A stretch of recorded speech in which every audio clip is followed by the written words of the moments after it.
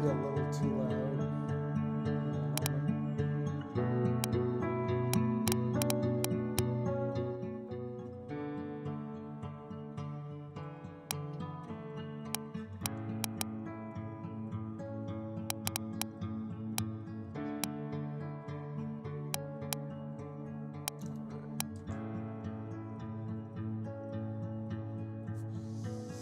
Ugh.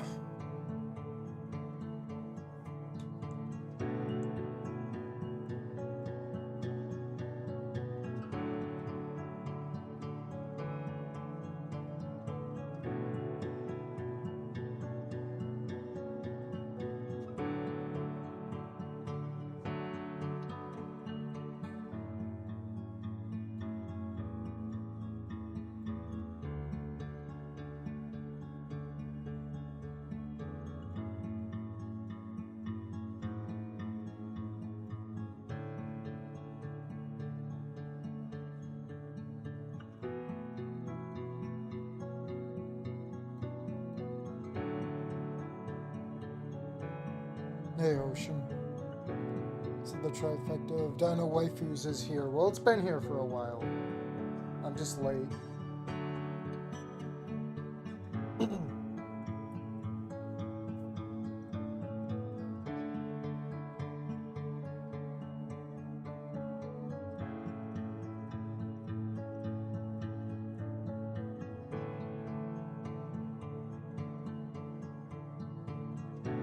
Hey, Dylan.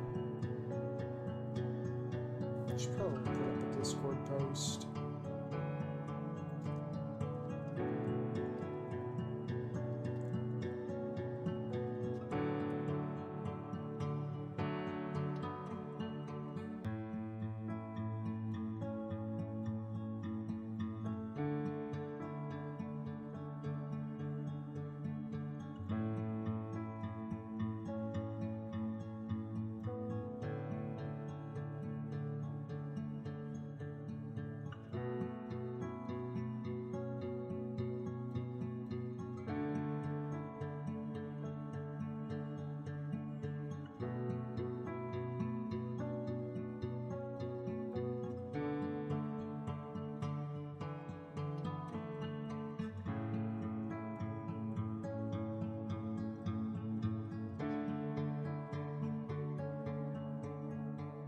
I'm always like, that's gonna suck. Give Rebecca the middle finger and get with Emily. We'll see what happens. I don't know if there's routes planned yet.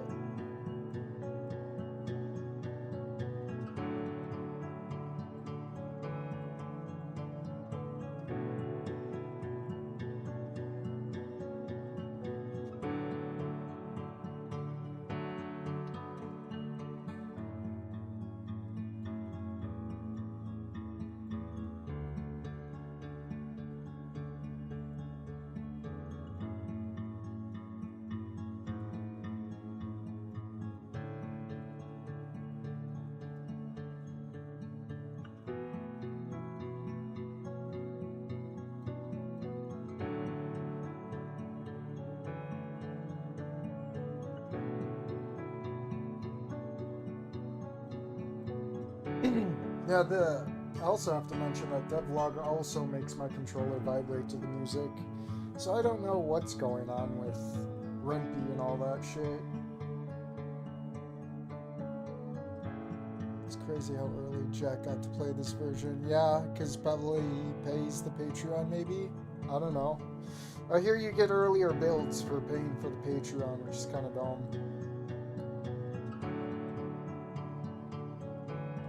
Or what I mean to say is you get to play the builds earlier than normal people, not the earlier builds. I'm just being retarded.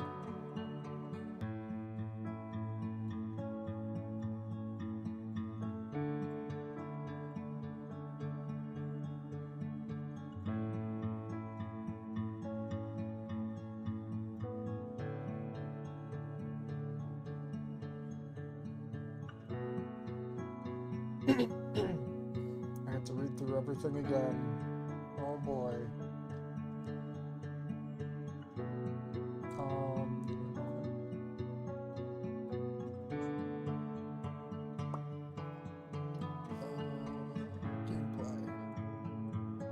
She's jonesing?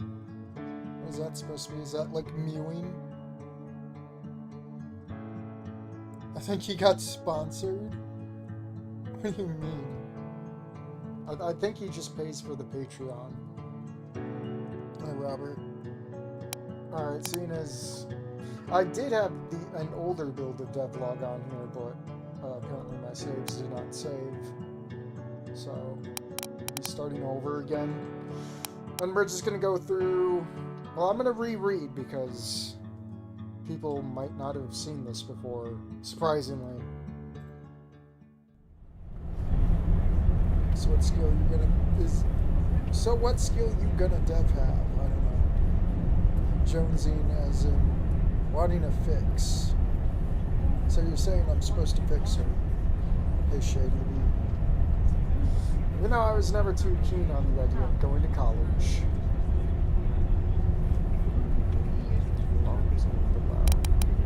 Oh my god, my controller is just fucking going crazy.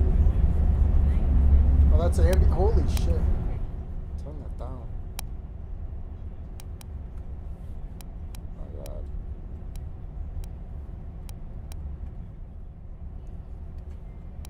Voice volume.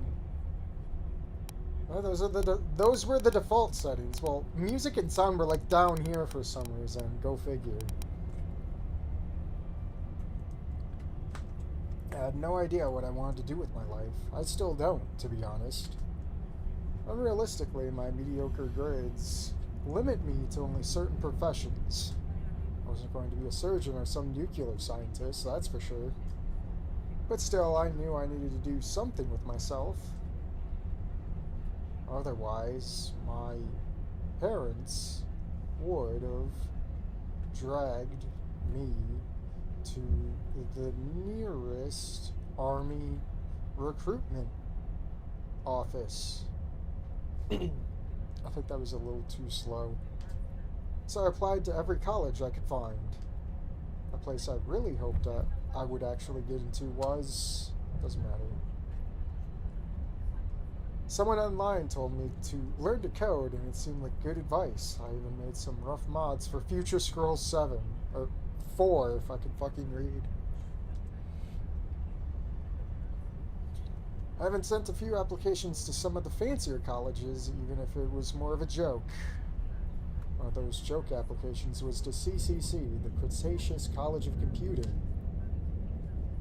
The punchline to that joke is that CCC actually accepted my application. I'm not sure who was more surprised, me or my parents. As it turned out, apparently a bunch of humans won some big court case about unfair enrollment practices or something like that. So now things are starting to become, what is the term they used? Equitable? Well, I sure wasn't going to look a gift horse in the mouth, especially not one that looks like a full scholarship with room and board combined with a monthly allowance for any store on the campus. So here I am, on a bus, headed straight to the CCC campus, with only a duffel bag worth of things to my name. The driver interrupts my thoughts. We are now arriving at the prestigious College of Computing campus.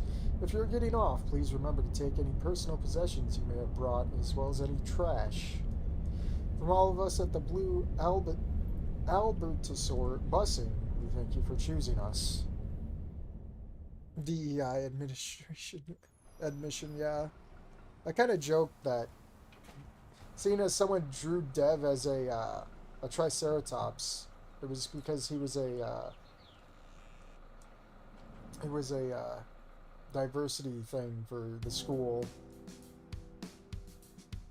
Did you boot the snoot? Yeah, I did that earlier. Nothing changed. Absolutely nothing. Not even an Abigail. I've made mods for Oblivion. That actually takes skill. The code is that big of a spaghetti. Rude.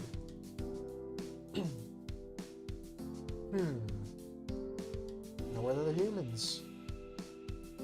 Figured the others who also got my scholarship would be arriving now as well. Oh well, maybe they took some other bus, or maybe they got here earlier. Prestigious College of Computing loomed before me.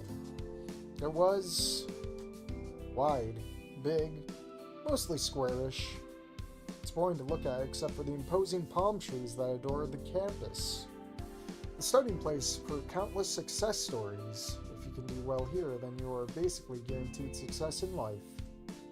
At least that's what the brochure said. I squint against the sun, taking in the sight of students milling about.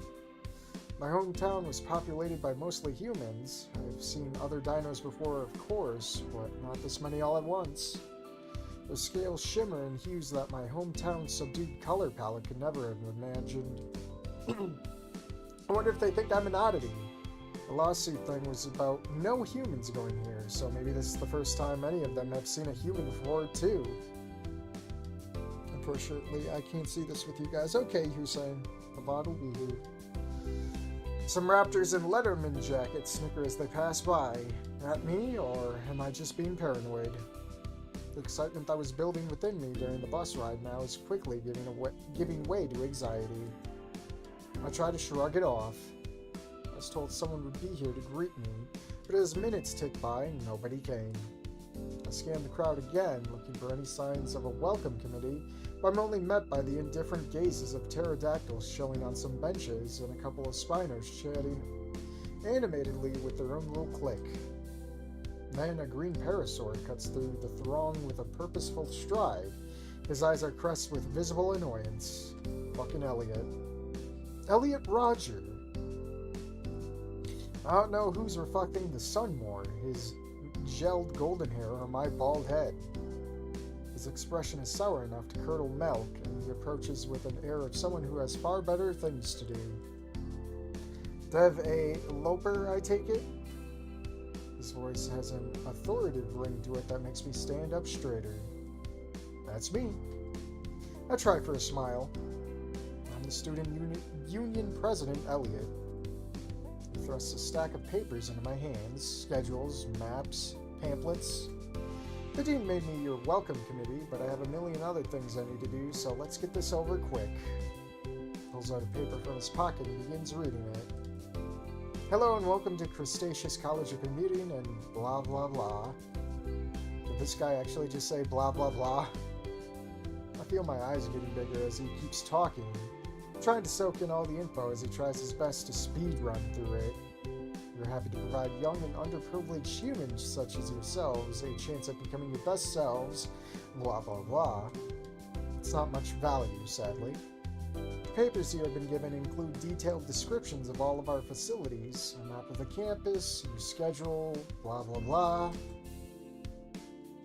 He seems to scan the paper one last time before stuffing it back into his pocket. Look, I'm sure you can figure out all this on your own. I sure hope you can if you're planning on making it here. Do you have any questions? Make it quick, though. What? Realized a moment too late that I blurted that out, his claws tap impatiently on the top sheet, pointedly not remarking on my very insightful response. My eyes start across what turns out to be my schedule. Most of it seems normal, but musical composition, world history. I don't remember picking these. He gives a confused expression as he grabs my schedule and looks over the page before going through several other papers he's carrying. There may have been a mix-up. Did you choose a major? I thought general studies sounded good. The roll of his eyes, he tosses my schedule back. So you're the one that... Elliot shakes his head. This isn't a community college. We don't even have a general studies program. Well, we didn't. Somehow no one noticed the issue until you registered, so they had to scramble to throw one together before the semester started. All for you. Well, we're off to a promising start. Well, if that's all, I'm going to get going. Gives a sarcastic wave before sauntering off. Wait, that was the orientation? Barely told me anything.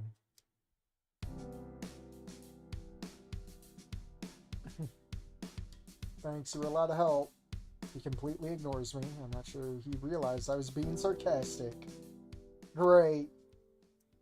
Alright, where are we with chat? What were their names again? When will we see the first sack bam bapis OC for Snoot? I don't know. Can we still boop the Snoot on the main menu? Yes, but it's the same. Oh. I'm left alone amidst a sea of strangers. I should probably start by finding my dorm. I rifle through the papers until I can find a map of some sort. Made up of nondescript boxes with little dark lines indicating roads or paths without any details or landmarks. How is anyone supposed to find anything with this thing? Whatever. How hard can it be to find one building? Pack and vac this way. No explanations as to what a pack or vac is, though.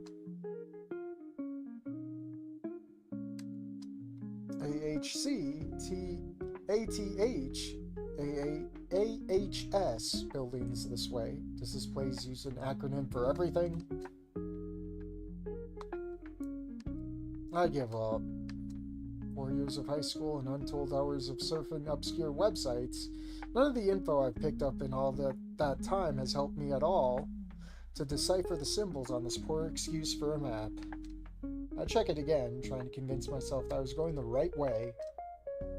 Yet, looking around, I find myself right back to where I had started. I'm not even sure how I managed that. Huh? Is there an airport nearby? Watch out! Bam. So I saw the Wani Gameu stream. Are you ever going to redo a stream? Maybe. I know there's a Mia route. Maybe I'll do it for the Mia route. It's just I gotta get in the mindset for that game. Ow. What the? Sorry. The dinosaur untangles himself from me and stands up, extending a clawed hand to help me up. Didn't see you there. I'll take his outstretched hand, wincing as I got back on my feet. Yeah, clearly. He appeared to be a pterodactyl with red feathers and a sheepish grin. He rubbed the back of his neck, looking genuinely embarrassed. Super sorry about that. I was getting some gliding practice in and totally didn't see you walk into my path. You think you could maybe practice somewhere that's not right in the middle of campus? His wings droop a bit, his grin faltering. Yeah, you're right. My bad. Are you okay? Did I hurt you? My shoulder hurts a bit, but I'll live. He looks relieved, but still concerned. Let me make it up to you. You look kind of lost. Need help finding something? Dorms? Cafeteria? Bathroom? I'm Theo, by the way. Dev. And yeah, lost is right. I'm actually looking for the dorms, yeah. They didn't give you a tour of the campus during orientation? If by orientation you mean one guy dumping a bunch of papers on me and then bailing, then no. Heh. Well then, lucky for you, I'm an expert navigator. From here on out, consider me your personal tour guide. Theo claps a wing on my back, almost knocking me off balance. It's only an acronym if it can spell out a word like NASA, otherwise it's an abbreviation. Oh, spell out a new word. Okay, I wouldn't know. Oh wait, I get it an acronym. Wait, I think. Come on then, let's find your place. With Theo's guidance, the cryptic map started to make sense. He pointed out various landmarks that could be found on it, a statue here, a particularly gnarled tree there, and eventually we found our way to the dormitories. That's the common room, great for all-nighters. Over there's the laundry. I highly recommend going early if you don't want to battle for a washer. And here we are, freshman and sophomore dorms. 4 stories of brick and stone standing sentinel smack dab in the middle of an otherwise nonsensical campus layout. Looks more like a barracks than a dorm. What's your dorm number? That's a good question. I double-checked the papers I was given. Looks like 482. 4th floor then. Follow me. Theo pushes open the heavy door with a flourish. We navigate through a massive collection of dinosaurs on the first floor, milling about or talking with friends. After a quick ride on the musty elevator, we've reached our final destination. 478, 480, here it is, 482. You're home away from home. Just saying, since he used the one, he hugged that gator, and it's not supposed to run there. It's stupid. Why make a gator mod for Snoot? It makes no sense. The dorm was far larger than I expected. 2 beds on opposite walls with desks beneath the lofted bunks. I guess this palace is all yours. Seems so. Lucky. Maybe they saw who they were rooming with and bailed. Theo shrugged off my self-deprecation joke with another easy smile. Their loss. More space for you. Besides, who needs roommates when you got neighbors like me? Or neighbors? Well, no, I'm actually 1 floor down. But that's practically neighbors, right? Do you have a roommate? Duh, everyone does. I gestured to the barren half of my new room. Almost everyone. Well, what's he like? He's an acquired taste kind of guy, but grows on you eventually. Oh, I think I know the type. I toss my bag onto the nearest bed and glance around. This place is kind of depressing the way it is now. But at least I have the entire place to myself. In any case, I should get some posters or something. Guess I won't be having any arguments about decor, considering the lack of another being capable of voicing their opinion on what my room should look like. Hey, you hungry? Cafeteria food isn't half bad if you know what to avoid. As if on cue, my stomach roars. Starving. Well, what are we waiting for? Come on!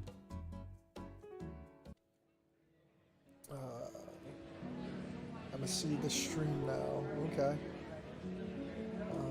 So one game is technically a Snoot mod. Yeah, that's what people have been yelling at me about. It makes no sense. What did I miss? You missed nothing. This is retreading. We walk side by side, my stomach growling louder with each step towards the cafeteria.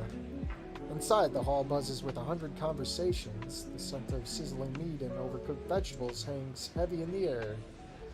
I didn't expect it to be this lively. Wait until you see the feeding frenzy during finals week. So how long have you been studying here? Just 2 semesters. I'm a sophomore. Oh, nice. I answer absent-mindedly while internally reacting to the prices listed on the menu. Sweet Raptor Jesus. $5 for a single bottle of water. $7 for small fries. Oh crap. Oh, what's up? A friend of mine told me that college food was expensive, but I didn't think it'd be this expensive. I'm running on fumes here, but financially speaking, just 1 meal is gonna wipe out the cash I have on me. I might just hit up the vending machines. Gotta wait for the allowance to kick in. Theo claps me on the back again.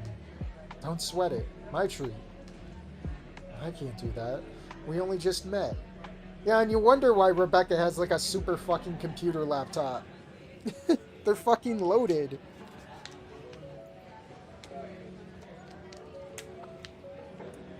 This is like a drop in the bucket for Theo. No wonder he's friends with Elliot. They're both rich.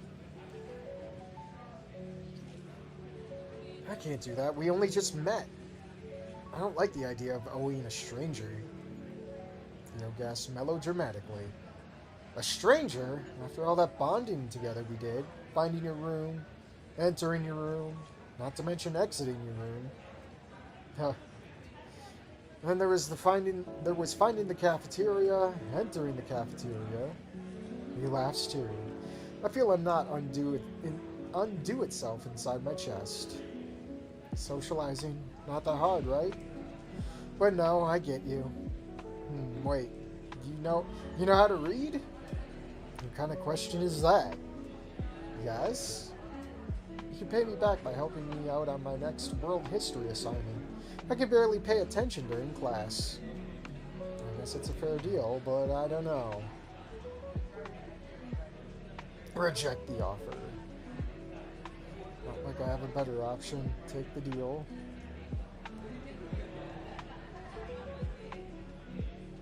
Theo wiggles his eyebrows. Come on. Fine. Yes. Thank you. Well, I will pay you back as soon as my allowance comes. Don't be stubborn, Dev. We already have an agreement going on. Plus, you got no idea, but you'll end up wishing you hadn't sold your soul for one measly lunch meal. That makes me pause. What the hell kind of history assignments does this guy have? Broke Dev alert. Broke Dev alert. Oh, God. Did I just enter some sort of Faustian deal for a goddamn sandwich? I guess all friendships are like that when you boil it down, right? At any rate, I relax and follow Theo to the lunch queue. We walk over and get our food when I notice there's 2 serving areas marked as herbivore and carnivore, respectively. The herbivore side is full of leafy concoctions, towering salads, steamed veggies, and grains in every flavor.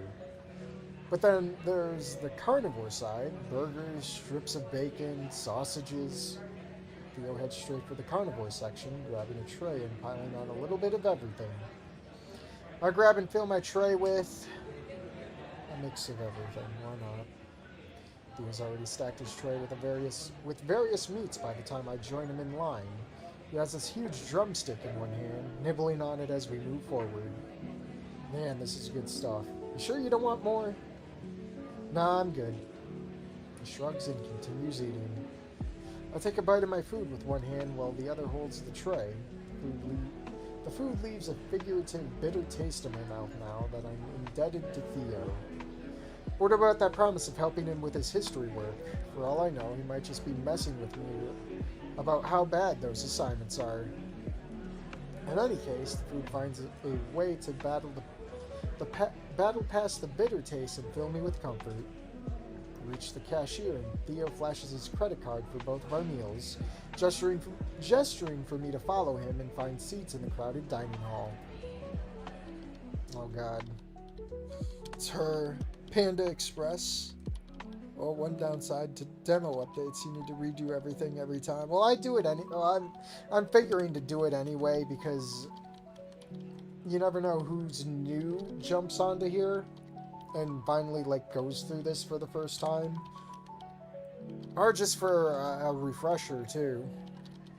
And I know it sucks, and plus a lot of old saves don't work on new builds, so that's also another reason. I can't really press control to skip because I have to go through this manually, so I have to button mash if I want to. You can't load old saves. I don't have them on here. There's no old saves here. But I will save.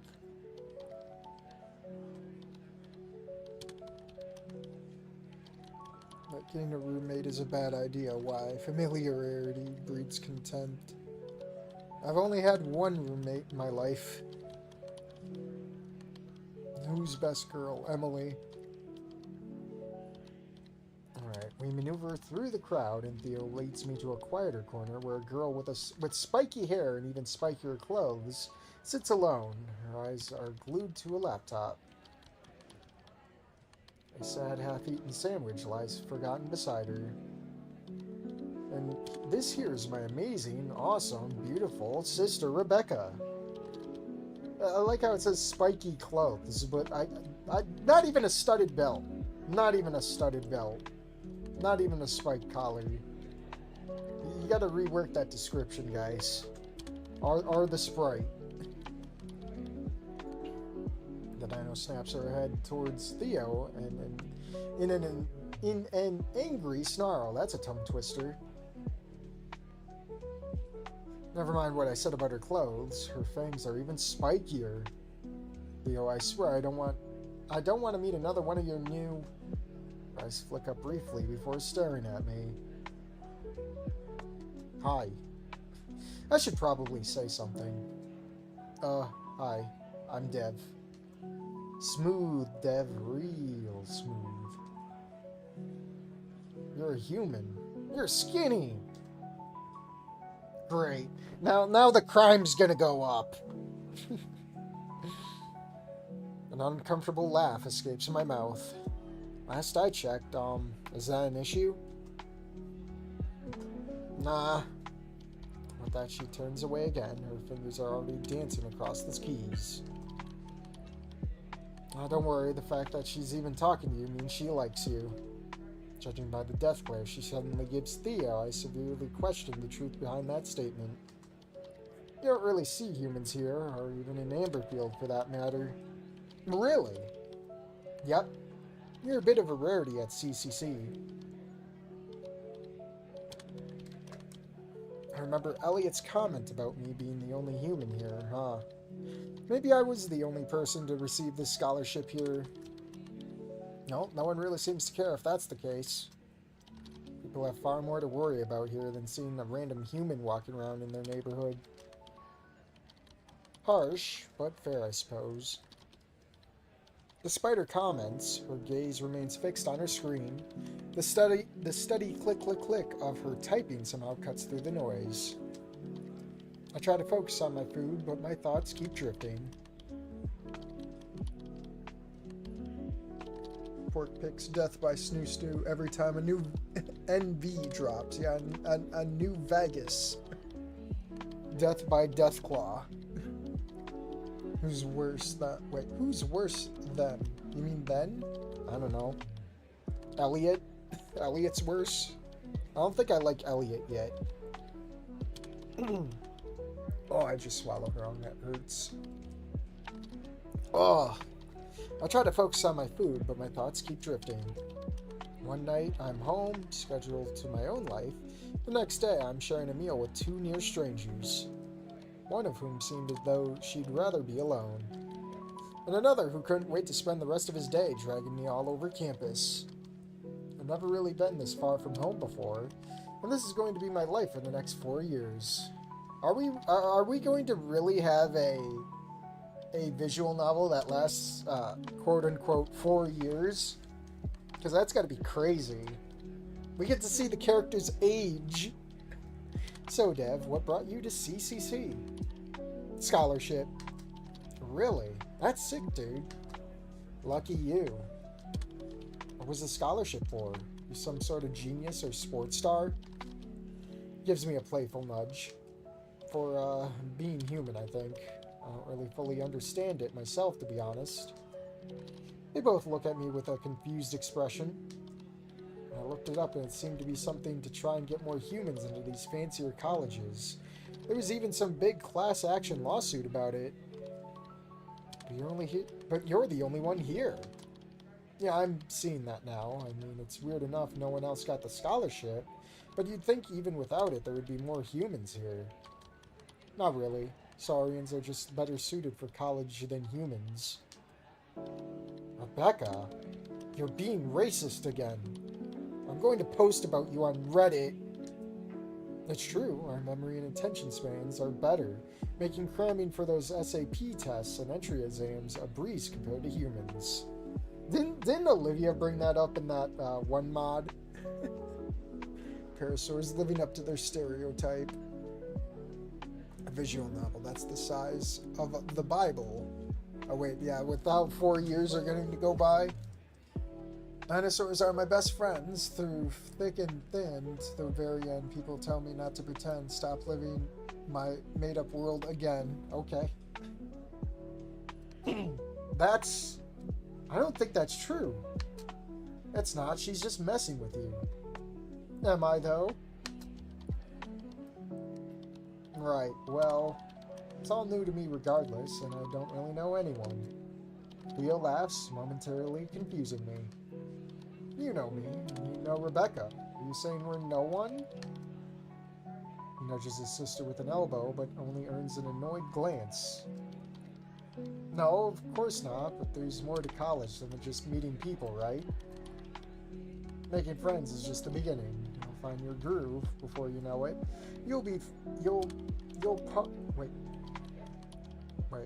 Before you know it, you'll part of the whole school fabric we got here. That doesn't roll off the tongue. I think you'll be part of the whole school fabric we got here. That or I'm retarded. Rebecca suddenly stops typing and looks up at her brother with a scowl. He literally just met us. Can you stop acting like we're all BFFs or something? Well, she isn't wrong, but there's a million ways she could have said that less rudely.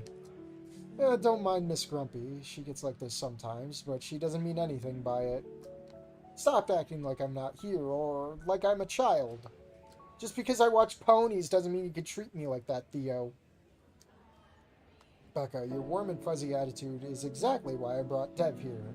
Wanted him to feel right at home, you know? Anyway, all I'm trying to say is not to let the college scare you. You'll find your way. Rebecca snorts, but says nothing. Or Becca, don't let her scare you either.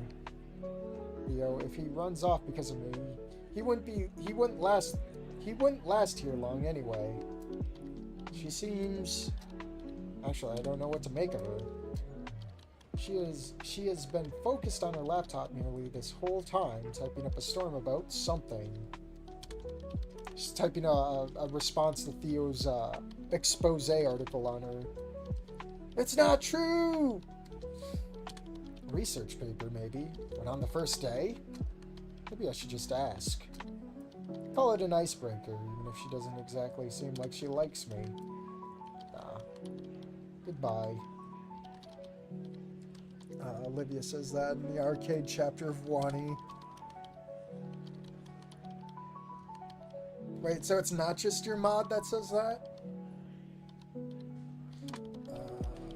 Rebecca will single-handedly make Reddit stock drop by 40. Isn't Reddit in the red now? Don't they have, like, anti-stock?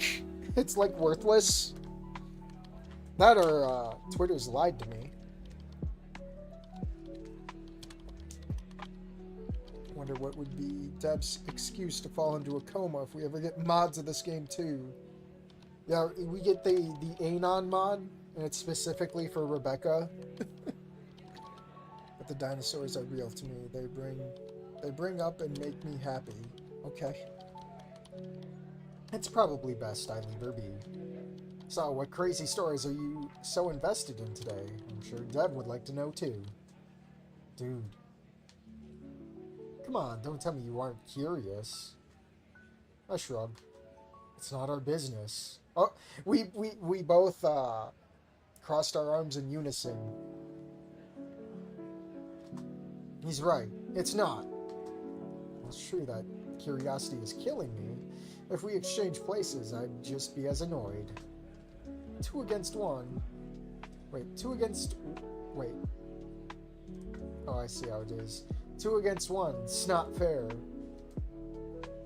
Theo places a hand on his chest, dramatically feigning being hurt by my betrayal to our newly formed friendship. Now, everyone was crossing their arms. Did you try to peek at other people's phones when they're not looking too? Theo's mouth hangs open while Rebecca surprisingly snickers at my remark. I don't. I wouldn't. Ah. He totally does that. Well then, keep your secrets, Becca.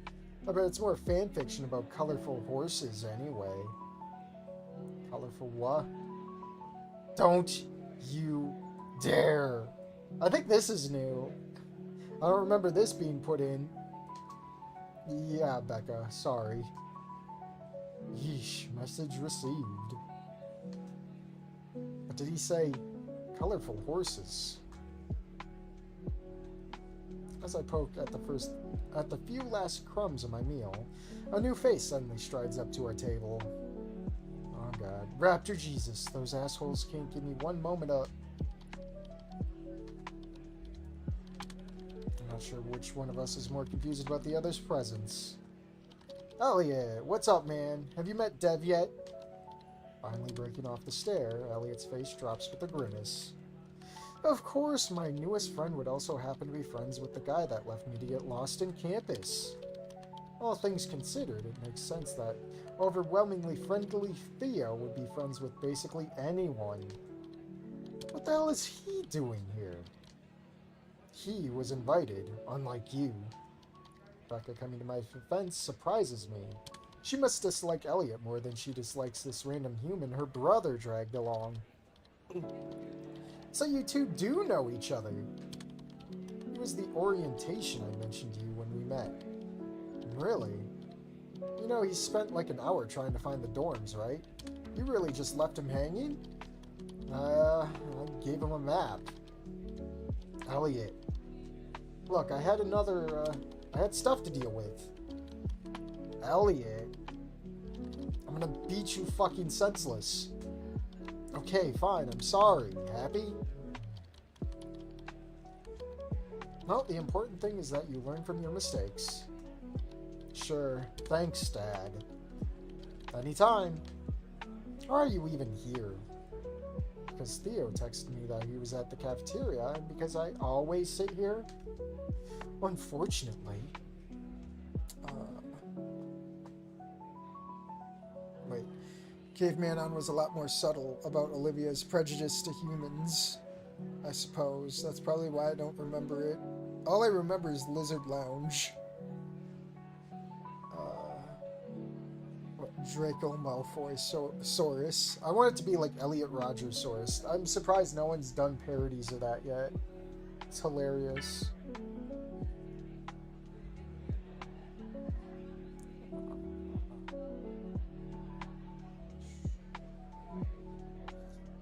Okay, so my rides got switched around. Okay.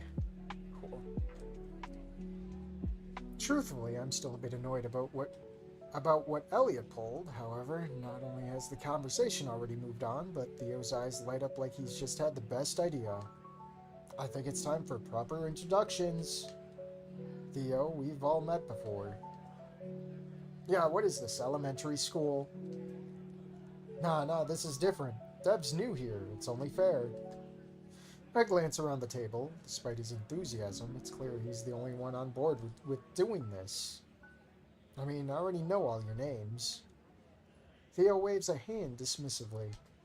He points to himself with both thumbs grinning.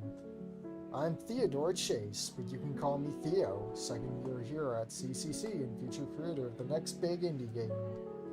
Our dad's a Microraptor and our mom's a Pterodactyl, which I take after both of them, which is why I look all funky. A genetic freak is what you mean. You're just jealous because you only took after Dad.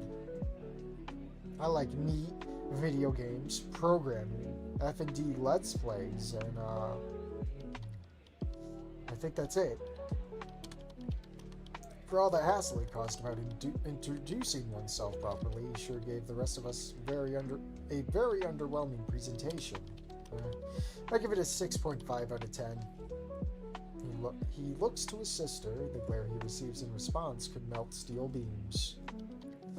Elliot picks at his food, seemingly ignoring Theo. Finally, he turns to me. Crap. My turn? Come on. Show these two how it's done. Don't hold anything back. I would really prefer if you would be quiet. This is a safe space, Dev. You can be honest with us. Also, please throw me a bone here. You can't leave me hanging after revealing all my darkest secrets like that. It's becoming increasingly difficult to say no to the guy. Fine. Tell them everything.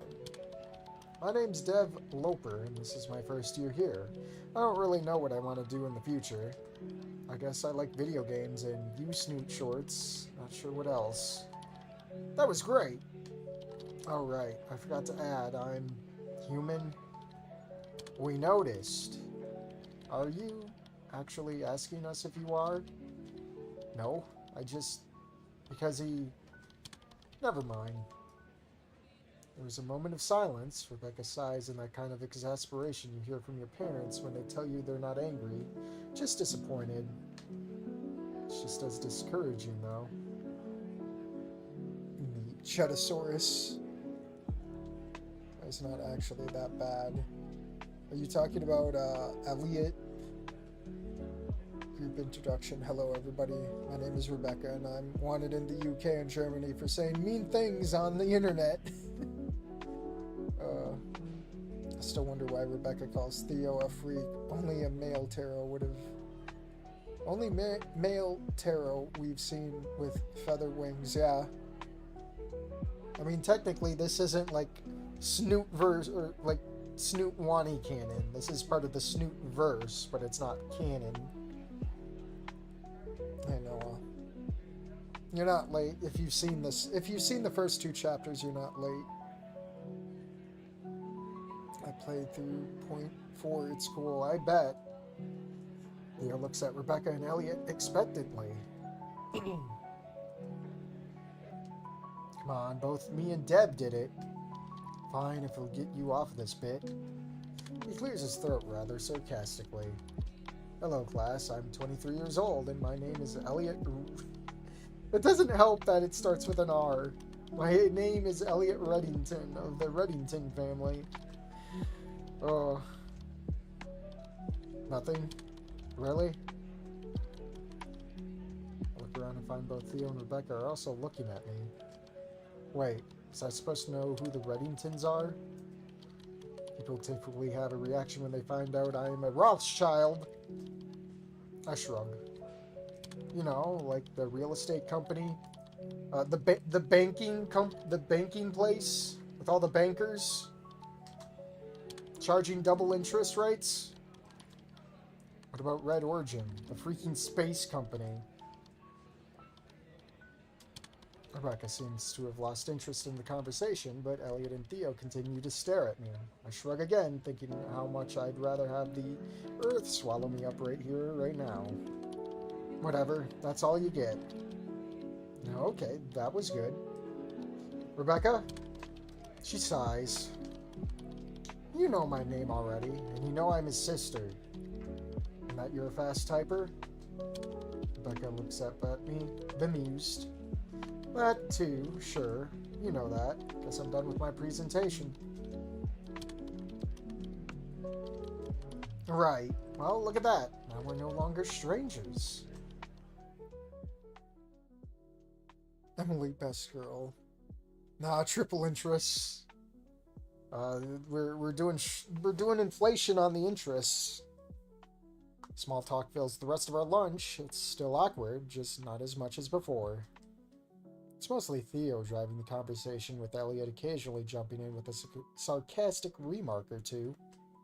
Rebecca stays mostly quiet, only offering a word when directly spoken to or when she has a sharp comment. I find myself chiming in more than I expected. We talk about classes, professors known for their impossible exams, and the best spots on campus to grab a midnight snack. It's all pretty mundane stuff, but it feels good. Normal, even.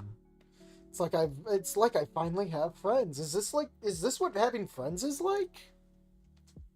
Maybe Theo had a point after all when he forced us through those awkward introductions. As the cafeteria starts to empty, Theo turns to me and slaps his hands on the table, scaring the soul straight out of me. Hey Dev, you want to come over and play some games? I got a pretty sweet setup back at my dorm. Elliot can vouch for it. Elliot nods, grinning. Yeah, he's not lying, except about it being his. The games are mine, the TV and console are his. Rebecca snorts. Only reason to ever go to their room. Oh, so you're the acquired taste roommate. The what? Theo blanches. Elliot looks alarmed. Rebecca simply snorts again. I hesitate, but only for a moment. Sounds like fun, and honestly, I could use the break from all the stress of today. Yeah, sure, that sounds great. Awesome. You're gonna love it. Triple interest must have some Rhinorex in him. But we have to pick one each playthrough, right? What do you mean? When the game's finished. Hello, I'm Elliot Reddington, and I am the Supreme Gentleman. Something is wrong with everyone else in the world, not with me. Laughs without any emotion whatsoever, staring off into the void. I think the other 2 routes, Emily and Abigail, will be released as DLC after... Wait, are you talking about, like, paid DLC? That'd suck. I'm surprised this isn't even on Steam. They could get away with it. Dev learns about parasocial relationships. Theo, Elliot, and myself shuffle back to the quad while Rebecca goes off to do her own thing without saying goodbye. I asked Theo if I'd maybe overstayed my welcome with her, but he just said that she does that when she's had her fill of socialization for the day, which is every day.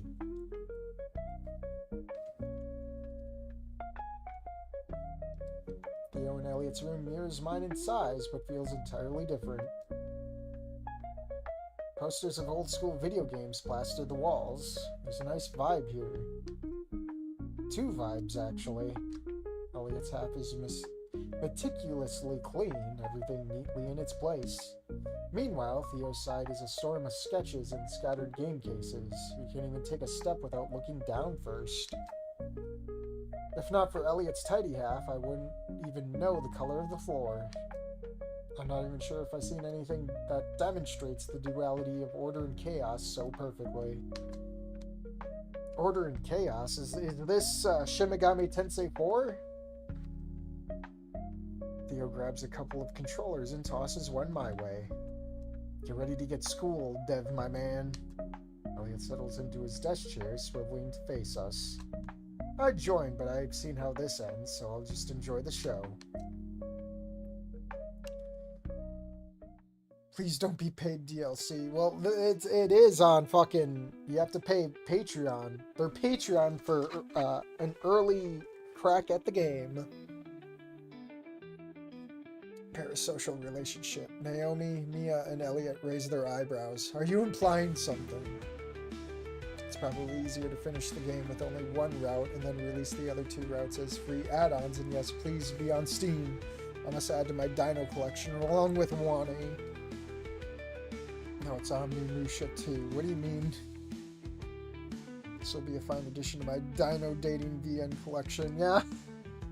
I'm already up like 4 if you count fucking Goodbye Volcano High. But that's not that. I don't consider that dating. You're automatically either locked in with Naomi or you die alone. Theo flicks the screen on and we're illuminated by the bright menu of a game I recognize but haven't played in a while. But then again, Snoop Game, you're just locked in with Fang. So I guess it kind of makes sense. Hyper Punch Sisters. Everyone in middle school had it. I think we even had a fighting game club where it was the only thing anyone played. It's all about quick reflexes and strategy. Naturally, those are the two things I'm decently rusty at. We get to the character selection screen. I had 3 go-to choices back then. Lucy, the warrior of space-time. Hey, we got Fang. Nancy, the plumber. And HG, the simian. I choose... Oh god, this is new. Oh lord.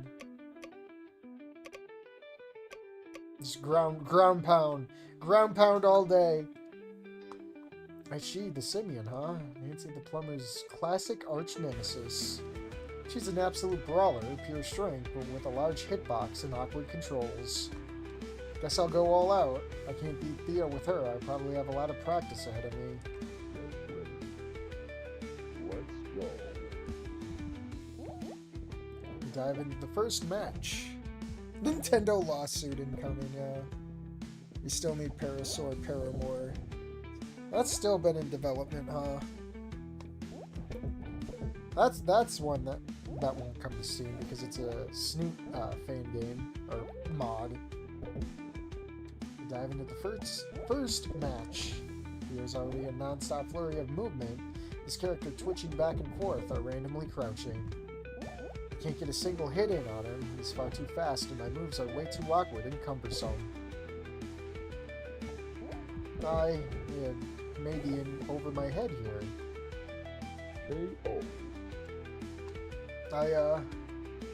I can hear the voices just barely in the background. It probably has to deal with I turned it down maybe. Okay, warm-up round doesn't count. I'm grateful for the mulligan as I try to shake off the nerves and focus on the next match. Get ready. But it didn't change. Go. There's a rhythm to the game that feels familiar, even when you're out of practice. A pattern to attacks, dodges, and counters that you start to feel more than you think about. Elliot watches us with an amused smirk, calling out pointers that are half helpful, half trolling. Meantime, I'm just trying my best to stay alive here. Match ends with my character face down on the virtual battlefield. Theo whoops in victory, but offers a good-natured nod. It shows poorly. This is his specialty. Well, Dev, you're not half bad for a newbie. I'm not. I used to play this all the time. I was actually one of the top players back in my middle school. That's rough, buddy. Oh well, he'll shake the rust off eventually, I'm sure. I'm less convinced about that than he is, but I nod in agreement anyway. Time for more Dino Girls. Hey Florison, it's been a while. Have you seen that Fate games? Yeah, I was playing that, and I was mentioning it through the stream. I'm probably not going to get it right away. I know it's on sale right now, but I don't know. I feel like I'm burnt out of that game. Just fucking steamrolling through it, and I feel burnt out. I got my eye on another game. Gender Bent Mario, yeah. What if we made Snoot-like game about us playing someone who falls in love with a parasaur via watching them over the internet? A parasocial relationship, yeah.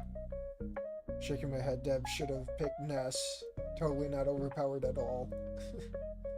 From the big Snoot projects, I would say Mimi is the best. Why? No parasaurs. You still have to deal with a dick pterodactyl, though. I'm less convinced about that than he is, but I'm not in agreement anyway. What other games do you have? He motions to the floor around him. Loads! Name it and I probably have it. Got a bunch downloaded too. Illegally! Do you have Rock Ring 3? We could play co-op. No, I don't. Oh, well maybe... But I do have the Master Grug collection. I got the collection that's censored and is run by a lot of stupid snowflakes. Can't criticize them on Steam or you'll get banned. Isn't that broken? Nah, they fixed it. And then they broke it. And then they banned me. We should play Rock Ring Harvest, though. Way cooler. Personally, I would have preferred 3, but Harvest is also good. Anything but 4. Or Raptor, Jesus forbid, Rock Ring 5. I can't help but involuntarily shudder. That's fine. Elliot, you joining now that I can't whoop your butt? Yeah, sure, I'll hop on for a mission or two. Room hums with the low buzz of the console as it springs to life. The screen flashing the familiar logo of Rock Ring Harvest, the bombastic orchestra of the opening theme filling the room. I gotta readjust my sitting, or my hybrid sitting, hold on. Let me get my pillows back into place.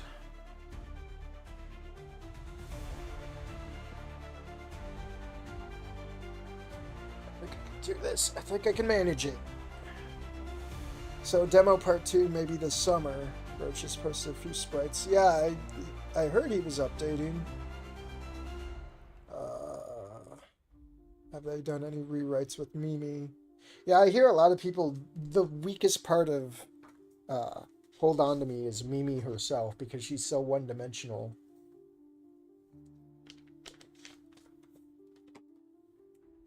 Let me change these bottles real quick. There we go. Open the new one.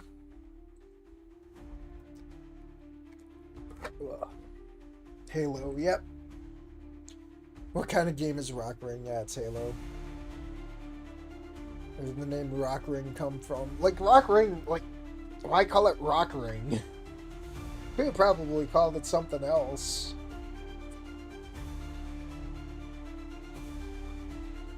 I forgot the name of Trio Waifu. Well, that sucks. It's been a while since I played any rock rings, but I still have plenty of nostalgic memories about this franchise. Theo's animated as ever, while Elliot sits in a more reserved but with a spark of anticipation in his eyes. We dive into the co-op mode. Okay, guys, which difficulty? Hunter or Gatherer? Both of these might be a little bit advanced for Dev. We should do Weaver. I played this before. Pick Hunter for sure. Oh, watch out. We got a badass over here. We charge through the first few enemies with surprising ease. My shots are a little off at first, but it doesn't take me long to find my groove. I may have played a lot of HPS, but I lived and breathed the rock ring. Theo's character bounds ahead, fearless, sometimes too much so. He gets taken down more than once. Elliot plays far more defensively, always behind cover and only using precision weapons. Watch out! Thanks to his call-out, it only takes me a split second to spot the group of enemies ambushing us from the side. Pulse grenades and all! I swivel my character to open fire, and the controller vibrating in my hands with each shot. Theo lets out a whoop as he tosses a rock at a large enemy's face, killing him instantly. Rocks were always a bit OP, but that's just part of Rock Ring's charm. By the third mission, we're perfectly in sync, moving as one unit throughout the map, covering each other's back and sharing ammo when it runs low. The game score swells around us, a soundtrack to accompany us victory after victory. Not bad for a human. Question mark. I hear a ping from Elliot's direction. His face sours as he checks his phone. Damn it. I have to go. Now? It's like 10 o'clock. Where are you going now? My parents are here. I was hoping to avoid this, but they want to meet up with me before they leave. Is that why you've been stressed all day? He doesn't answer, simply shrugging. I'll probably be gone for a few hours. Don't wait up. The door clicks shut behind Elliot, and the room suddenly feels quieter, even with the game's action-packed music still playing in the background.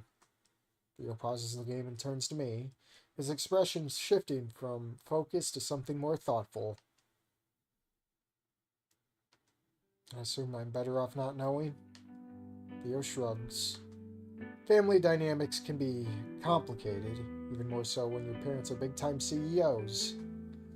There's an awkward pause, but thankfully Theo fills it in soon enough. Hold on, I never played Halo. Well, you lucked out, because it turns to shit. Am I guessing that in Rock Ring, the Halo is just made of stones instead of metal? Probably. The rock part is just Flintstone's naming convention. This is a recap, right? Yeah, we're retreading all this again. For the people who've never seen it. There's going to be a Tarja, Judy's mod mom. Yeah, I can't wait for that one either. You know, I heard the arcade chapter of the original version of Wanting went into excessive detail on fighting game mechanics. Reminds me of that. Too esoteric. Wait, did they... It said... Wait. Okay. I thought, like, I read that in a way, like, did they trim that down a bit? Plot twist. Elliot is actually... Oh no, he's X. Honestly, hope that Mimi's character will be improved in Hold On To Me Demo 2. Halo 1 and 3 are fucking incredible. Everything after is just downhill, yeah. That's it. It really started with 4 going downhill. You know, I always actually wanted to make games, not just play them. I accept the change of topic with a nod. Who hasn't dreamt of making their own game? I want to create that next big something. Not just for fame, but a new mechanic or system that pushes the whole industry, you know? His expression and tone are serious, but I can tell it's not because of what happened with Elliot. Clearly, this is something he really cares about. I think I do, yeah. He leans back against his bed frame, arms crossed over his chest as he looks up at the ceiling. It's like this big dream I've got. What about you? Was making games always just a passing interest or something more? Question catches me off guard. I pause for a moment to think. The idea has crossed my mind more than once, but I never stopped to think about why I'd want to make a game. Honestly, I never really thought about it. It's definitely never been about becoming rich or famous or anything like that.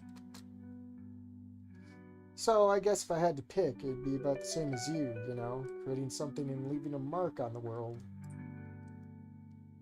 Theo's eyes light up as his energy shifting as he had just downed an entire pot of coffee.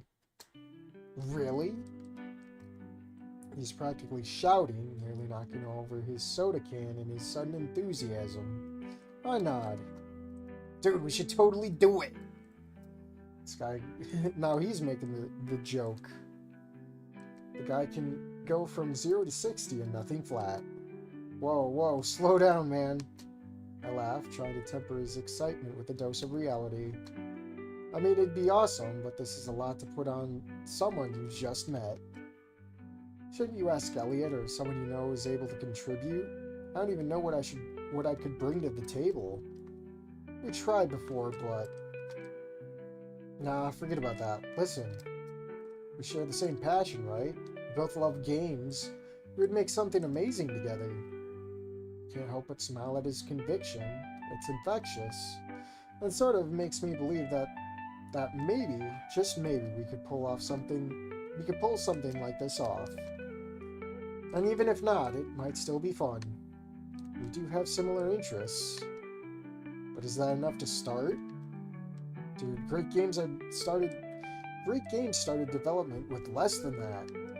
But where would we even start? What would it even be about? More importantly, how would we even make it?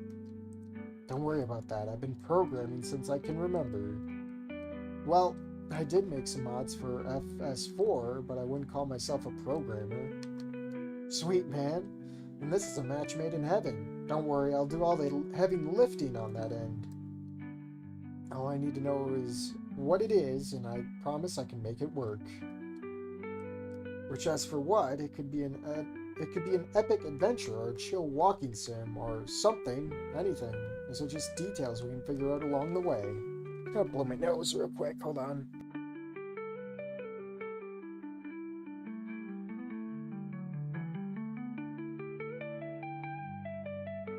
Alright, chat. They did trim it down. Well, I only played it like the first day, or the first few weeks, or like the week or so. So remember, it was like I binged all of it, and then I never touched it again until the mods dropped. So I wouldn't know. I don't think we had any Halo games until like the 360 came out, but I did had Serious Sam. I was in the Caveman on Hit Piece Response, where Working On apparently did exactly that. What? Just exposition? Indeed, Working On was holding the project back, apparently. Working On did not make it work. We only know Mimi for a couple of days. They could easily add more backstory to explain why she's so pushy, needy, like bad home life. So it just feels weird in general. So they put Exit 665 on hold just to salvage it. Really? Crazy. Guess that's understandable. I guess I'm just impatient for more content. Mario Brothers 3 retains the title's greatest video game ever. It's crazy. I wouldn't call that one the greatest one. I've grown addicted to Snoot likes. The Snootverse has severely altered my perception of dinosaurs forever. Yeah, it happens. My mom and dad bought a NES home weeks ago, and we like to play Super Mario Brothers 3 on it some nights. Remember playing Halo Combat Evolved on the first Xbox in 2001. Also enjoyed Max Payne games too. I played Halo 1 on like back when it was on Windows or whatever. Like an old friend of mine brought his laptop with Halo on it, and I couldn't get into it because I wasn't into shooters back then. I don't know exactly how close Wanagami was to the original. A lot could be original. Like original script or like to the actual game. Theo claps his hands together in delight, a grin stretching across his face. I lean back and run a hand over my bald head. The idea is wild, but how hard could it be?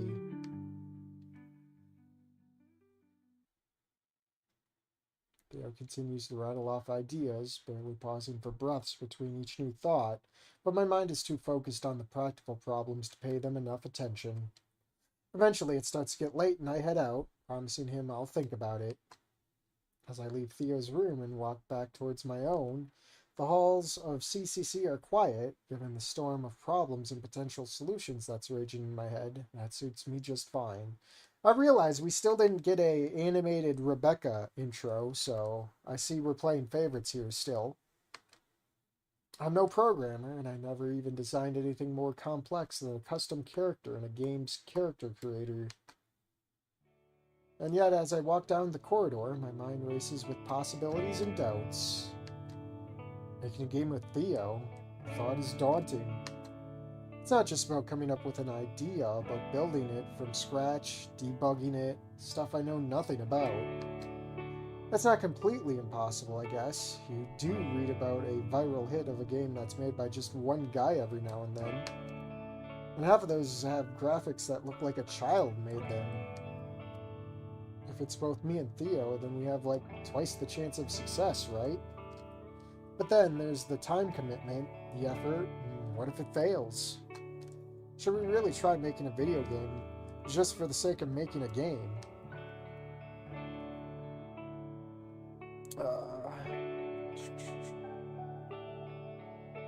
I worded that weird. What does the Jurassic Park reference poster say in the background? I don't know. Splinter Cell was also bought out in 2002 as well. Had a lot. Oh wait, you mean you bought it? Because I know Splinter Cell's dead. I open the door to my room and fumble around for the light switch. Once lit up, the room again greets me with its emptiness. I really need to get some posters or something. Pace around the room, pros and cons begin to ping-pong in my head. Pro, could be cool working with Theo. His passion for this is certainly infectious. His passion for everything is infectious. Con, I've got zero experience. What if I drag us down? Pro, if we actually pull this off, it could be amazing. A real achievement. Con, that's risky. Games flop all the time, even those made by professionals. Just look at Assassin's Creed Shadows. It's not even out yet and it's flopping. Man, college is supposed to be about figuring out your future, not jumping headfirst into some crazy project on day one. I glance at the empty bed on the other side of the room and stare at it for a while. There's silence. I'm alone with my thoughts. Flashes from my brief time with Theo and Elliot appear in my mind. I realize in the last 24 hours, I haven't given even one thought to my life before CCC beyond thinking of my parents, my indecision, and hobbies. I've been alone for a while, haven't I? I've had no friends, no bitches, no love. But not this afternoon. I wasn't alone with Theo, Elliot, and Rebecca. That was fun. Maybe. Add another item to the pros and cons list. Pro? They'd be fun. And that's where the demo originally ended. Cataclysm Dark Days Ahead literally looks like an Excel sheet, but is one of the best games I played. Banished was made by one guy, and I love that game, especially with mods. Another one who doesn't have his own console PC because all you guys played awesome games. I don't know. Maybe it's based on where you live. I wonder, are your living conditions? I wonder if for some of the bad endings they will play into Dev's insecurities instead and make him into an asshole. I'm gonna assume the empty bed is being saved for the one of the love interests. That wouldn't make sense because this is the boys' dorm, isn't it? Why would you have a girl in here? Darkwood, one of the best horror games ever made. It's made by 5 Polish guys in a single commie block apartment. Yeah, Blazer's playing that game. I need to sleep on this. Maybe things will be clearer in the morning. Or maybe they'll be exactly the same. Day 2. Yawn. I'm late. Wow, these dorm room beds are actually surprisingly nice. I figured that the dorms here would be as simple and functional as possible, but this is probably better than my own room back home. The walls are perhaps a bit plain, but I never found a band I liked enough to get their posters, and even action figures or cars were more my dad's thing. Still, I appreciated the sturdy carpentry that had gone into making these beds solid. I tried to shake myself awake and find that the mattresses didn't shift at all, no matter how much I thrash around. It makes sense, considering the very different bodies and species that are supposed to fit in these. What if you have spikes? What if you were a spiky being? My God, you'd have to change your bed every day if you had a nightmare. Forget about wetting the bed, you're destroying the bed every night. Sounds like a big pile of not my problem. I forgot about that. I don't go to college. Man, they must have spent half their budgets on these beds. It's like lying on a cloud that's made out of softer clouds. I could get used to this. Seriously, no wonder dinosaurs almost went extinct. They probably spent all day lounging around, too comfy to notice the meteor. Well, for being almost extinct, they seem to outpopulate the humans. You can just sink into the mattress and just let go. Snore. Wait. Something is wrong. I'm comfortable. I'm too comfortable. They're too comfortable. Alarm bells are triggered in my brain. There's a femoid in my room! No! Holdovers from one too many talks my boss gave me back when I had a summer job, the type that came with a deep frown and a stern warning about coming in late because I overslept. Oh crap! I slept in! I grabbed my phone from the nightstand and looking at the time, it's like being punched in the gut. It's 9:48 a.m. Spike dinos just sleep on their abdomen. Hey, some people are cursed to be back sleepers, you know. Stella Stego and Sophia Spino probably have to sleep on their sides. We're approaching the Coda timeline. What do you mean? My first class starts at 10. How did this happen? I know I set my alarm for 8:30 p.m. Yep. Whatever, I literally have no time to dwell on it. I sprint across the room, clothes flying in every direction as I search for everything I'll need for the day. That also happens to be my official first day as a Cretaceous College of Computing student. No pressure. Usually I wouldn't care much about this, but my phone displays a text I received just a few minutes ago from Theo. Oh yeah, the phone! The phone!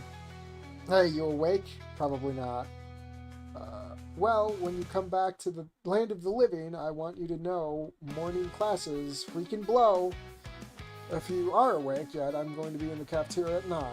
I miss you. Dude, almost forgot. We got a first day tradition. You should write a number 1 on your forehead. All the freshmen are doing it. Text.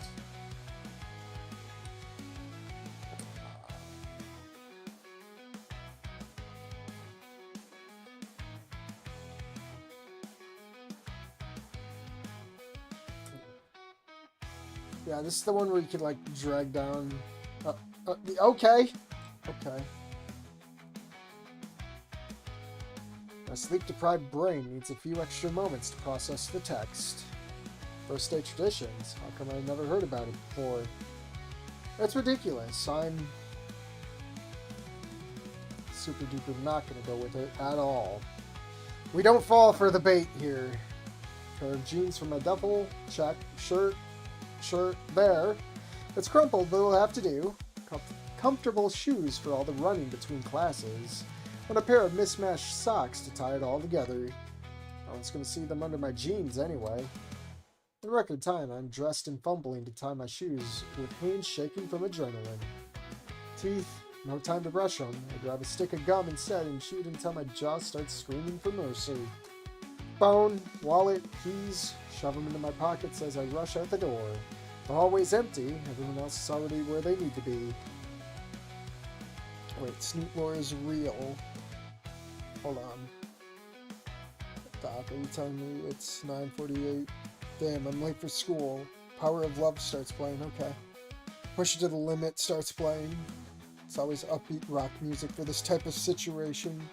And Snoop Lore dinos are one half of the planet got wiped out. Those in America were spared. Oh, poor Euro dinos. Dang, now I want to read the Back to the Future Snoop fic with Green and Amber. For a shortcut, jump out the window and time your dodge roll to negate fall damage. Yeah. I run down the stairs and out of the building only to find the colorful campus outside is already buzzing with activity. I dodge a couple of triceratops playing frisbee and nearly trip over a velociraptor on a bike. I slipped on a banana peel. My lungs burn as I push through the quad, sidestepping students and jumping over benches like some kind of parkour athlete, or at least that's how it feels. The mathematics building looms ahead, and I glance at my phone again. 9:57 a.m. Almost there. Inside the building, but now I gotta find the right classroom. I'm so close to the finish line. So close. And it's time for Emily. I made it! 2 entire minutes to spare at that. If only I could stop the fiery pain in my lungs and legs. Stepping in the first class of my college life, it's not exactly what I was expecting. I assumed all the classes would be in large auditorium-style rooms, a gigantic whiteboard dominating the whole back wall, so my comfy seats, but this? It's a simple room with wooden desks and chairs, complete with metal legs that you just know aren't properly balanced. The desks even have a cubbyhole beneath them to hold books and whatever else you can fit. At the very front, there's a teacher's desk and a blackboard. A blackboard. Not a white one for markers, a black one with tiny pieces of chalk under it. This just looks like high school. I cringe at the thought of all the chalk scraping held to calm, as if math couldn't be bad enough on its own.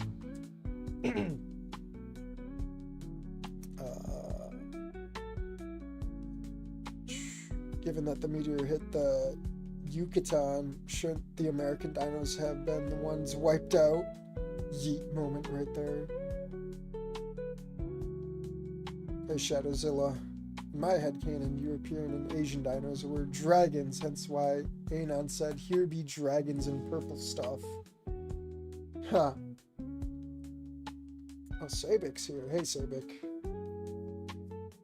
Do I just sit anywhere, or is this actually like high school and we have assigned seats? Beyond that, I need to consider that some students have wings and actual horns. Should I sit at the front to make sure I can see it all, or hide behind them to avoid standing out so much? You must be the human I jump at the voice right behind me, feeling my heart skip one too many beats. Turning to its source, I find a short, heavy-set Pachyosaurus looking at me with stern but tired expression. Based on the way he's dressed, you know, any more balder and he'd be a Snoop protagonist. Based on the way he's dressed, dress pants, a tie, and well-ironed shirt, I'm guessing he's our professor. Either that or I'm a really old student. Either that or a really old student. Or is he mumbling? Which is not an entirely unreasonable assumption. This is college, I remind myself. And even if this was a high school, it would be okay for anyone of any age to get their education done. Commendable, even. Kid, are you listening? Crap, I spaced out, didn't I? Yeah, I mean no. Sorry, what did you ask me? Your name. You're the only human kid around this year. Yes, I'm Devlog. Julian Hawthorne. Mr. Hawthorne speaks in a surprisingly deep, gravelly rumble. I'll be your professor for this class. Just pay attention and you'll do fine, I'm sure. Yellow Rosa silhouette. Oh, you're talking about the Aquilops here, huh? I'm not gonna lie, I hated chalkboards, and blessed the day school funds weren't embezzled and we got whiteboards. Jump scare. Well, there's canon lore that dinos are exclusive to Americas. I think I only seen chalkboards in elementary. I don't remember ever having chalkboards. All of my schools had whiteboards, I'm pretty sure. Maybe there was some classrooms that had chalkboards, but I don't know. That's what I've read, not sure how legit it is. Where'd you read it from? 4chan? Teacher based on anyone specific. I keep thinking Milton from Office Space with his red stapler. I don't know. Not sure who he's based off of, but I think he's supposed to be Milton from another one. I know Proclaim exposits that human colonists met dinos in the Americas. I see. Yeah, I assure you, I saw chalkboards in first grade and they're annoying as fuck, yeah. You mentioned only human kid this year. Have there been other humans before then? No, but we're hoping to have more varied student body in the coming semesters. Wait, now that I'm talking to him, I am still wondering about the seating. Thanks, I'm new to this whole college thing. Do we have assigned seats, or... He chuckles at the question. My ears grow warm out of a slight feeling of embarrassment. No, kiddo, you're all adults. Sit where you like. I must warn you, though, it's first come, first serve, so if you want the good seats, you'll want to get here early. Thanks, Mr. Hawthorne.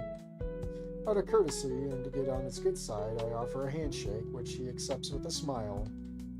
This is an adjustment with how similarly this place looks to high school. I was expecting more of the same, but he's right. I am an adult now. That'll be an adjustment to wrap my head around now, too. I hear the clamor of voices approaching the already half-filled room.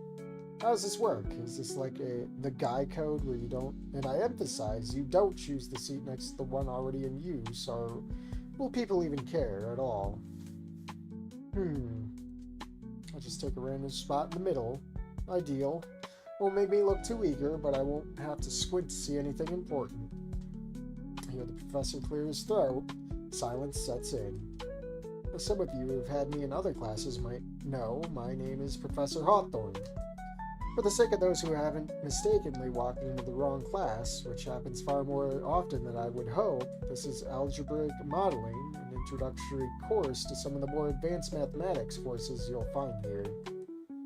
A few of the students sheepishly stand up and walk out, to which Mr. Hawthorne just rubs his temples in frustration. I double-check my schedule just to be sure. Yep, my adrenaline-spiked brain didn't fail me. This is the right class. Anyways, for this first week, we will just be doing a refresher on what you should have been taught in your senior year of high school. After that, we'll be jumping into the more fun stuff. Mr. Hawthorne gives an awkwardly toothy smile. Despite his forced attempt at enthusiasm, no one in class can be bothered to offer so much as an uninterested grunt. Right.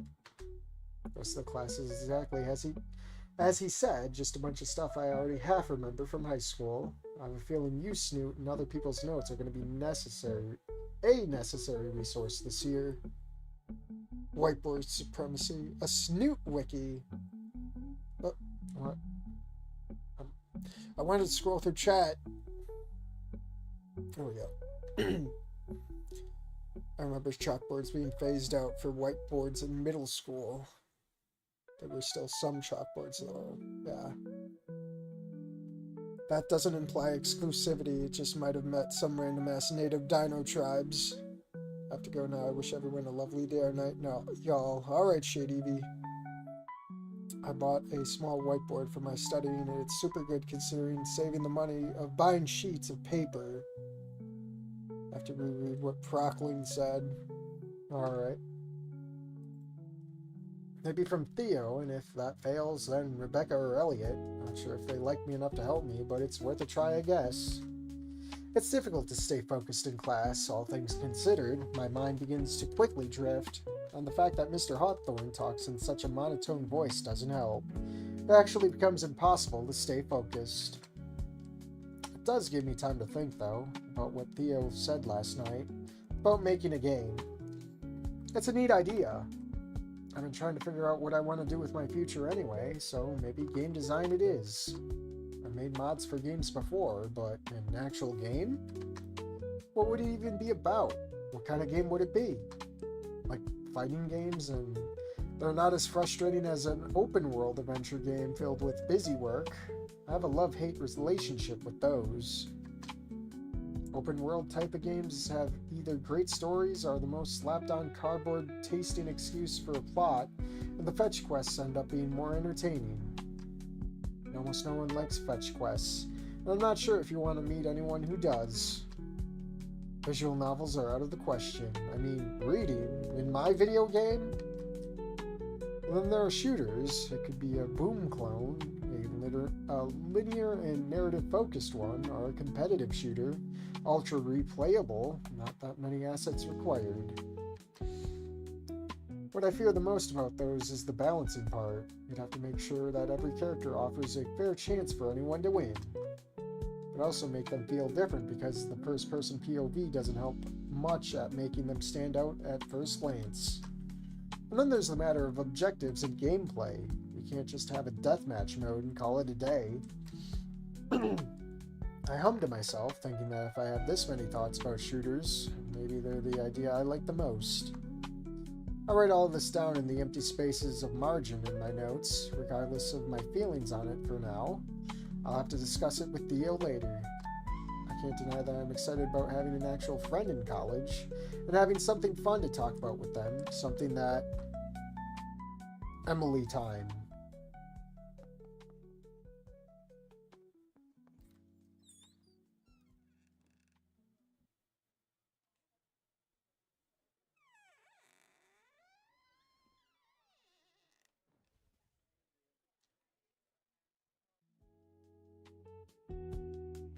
My thoughts are interrupted by what could best be described as an absolute unit of a brontosaurus, trying their best to enter the classroom as quietly as possible. Unfortunately for them, however, it seems the world wishes to play the cruelest prank on them by making the door as ear-gratingly squeaky as possible. It even eclipses Mr. Hawthorne's chalk sounds. Everyone's here.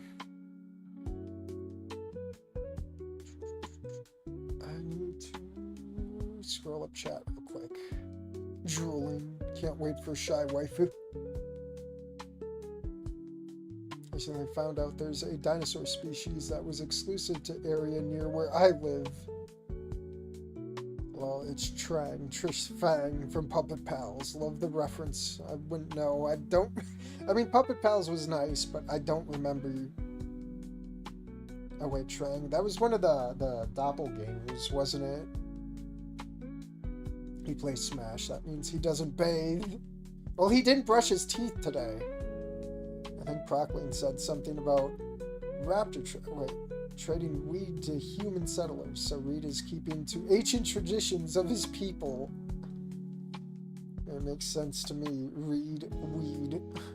Just put AI slap simulator games on the PS Store. Well, that's what's happening nowadays. Susie but long. It's WD-40 on that door, yeah. The creak's loud, long and clear, making everyone's head turn in their direction. Hard not to be distracted by some guy with shoulders that reach 6 feet on their own, and a neck that's easily twice as long, if not more. Professor looks at the late arrival with quite a bit of annoyance. Miss Bennett, so glad for you to finally decide to join us today. That behemoth is a girl? I feel the need to slap my own face for my stupid assumption. I'm also getting the feeling that these two know each other, so she's probably sophomore or higher. The large girl looks around the room with all eyes on her, and her face turns beet red at the attention. I see her mouthing something to Mr. Hawthorne, but I don't hear anything at all. He just rolls his eyes and gestures for her to take a seat. I guess he wasn't joking about the seats. The only one left is the one right next to me. Does it say something about me that the only seat left is beside me? There is someone on my other side at least, but now that I take a look, they've scooted closer to the seat to their left, conspicuously a few extra inches farther from me. The chair creaks too as the Brontosaurus girl tries to adjust the desk beside me, all while failing to make herself seem smaller. Her long neck bends down at a painful angle and rests on the floor, not wanting to obscure the person behind her's view of the ward.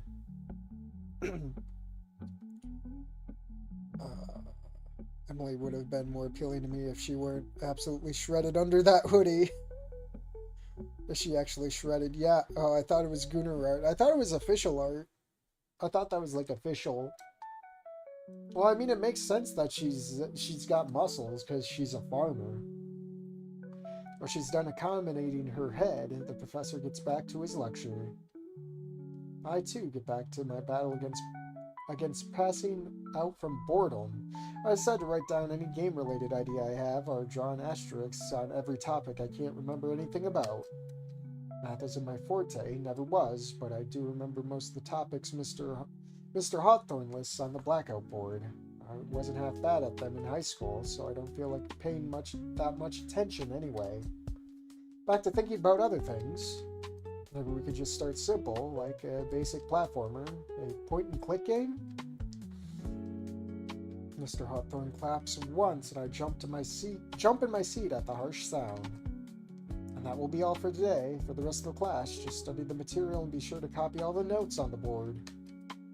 All the information about upcoming tests will be posted at the end of the week, and all the topics too. A list of references and suggested bibliography can be requested at the library. Just mention my name and the name of the course, and the librarian will give it to you. Oh shit.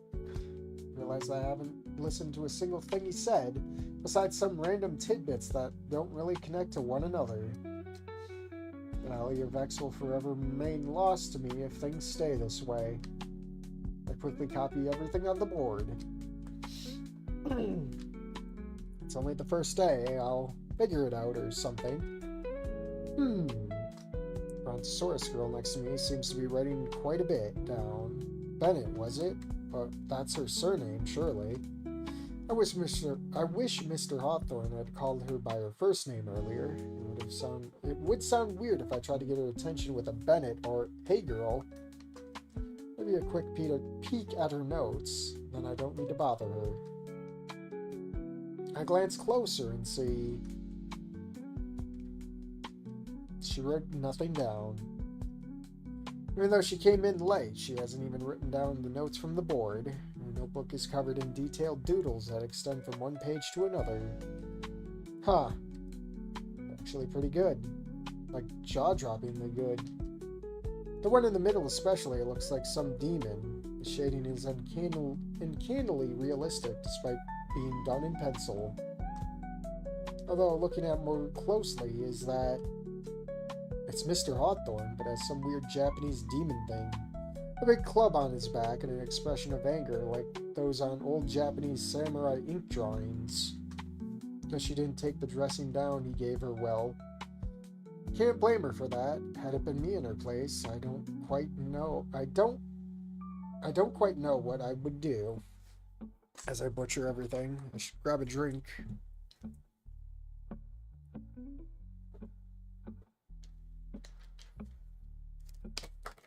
I think Shido Terra did this art. It's really good. He's got a lot of sus stuff, especially with this game.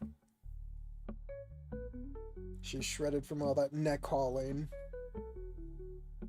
I think I might have been able to carry Olivia, but I'm not sure Dev is cut out to lift Emily. Oh god. Oh, that'd be crazy. Probably dropped dead from shame, to be honest. The drawing looks pretty cool, though. Glancing up at the Bronto to make sure she hasn't noticed me staring, I notice she looks sad. Does she not like her own drawing? But it looks so good. Maybe I should compliment it. But would that come off as creepy? Like I'm spying on her? I guess I could ask her if she's doing alright. It's more like I'm only concerned about her. But I am just some random stranger, so would I be overstepping? Stop overthinking. Oh yeah, nothing is more creepy than than someone showing some kindness. Ask her if she's alright. As if I have the balls to talk to some random girl. Keep quiet like the coward I am. Hey, that's a cool drawing.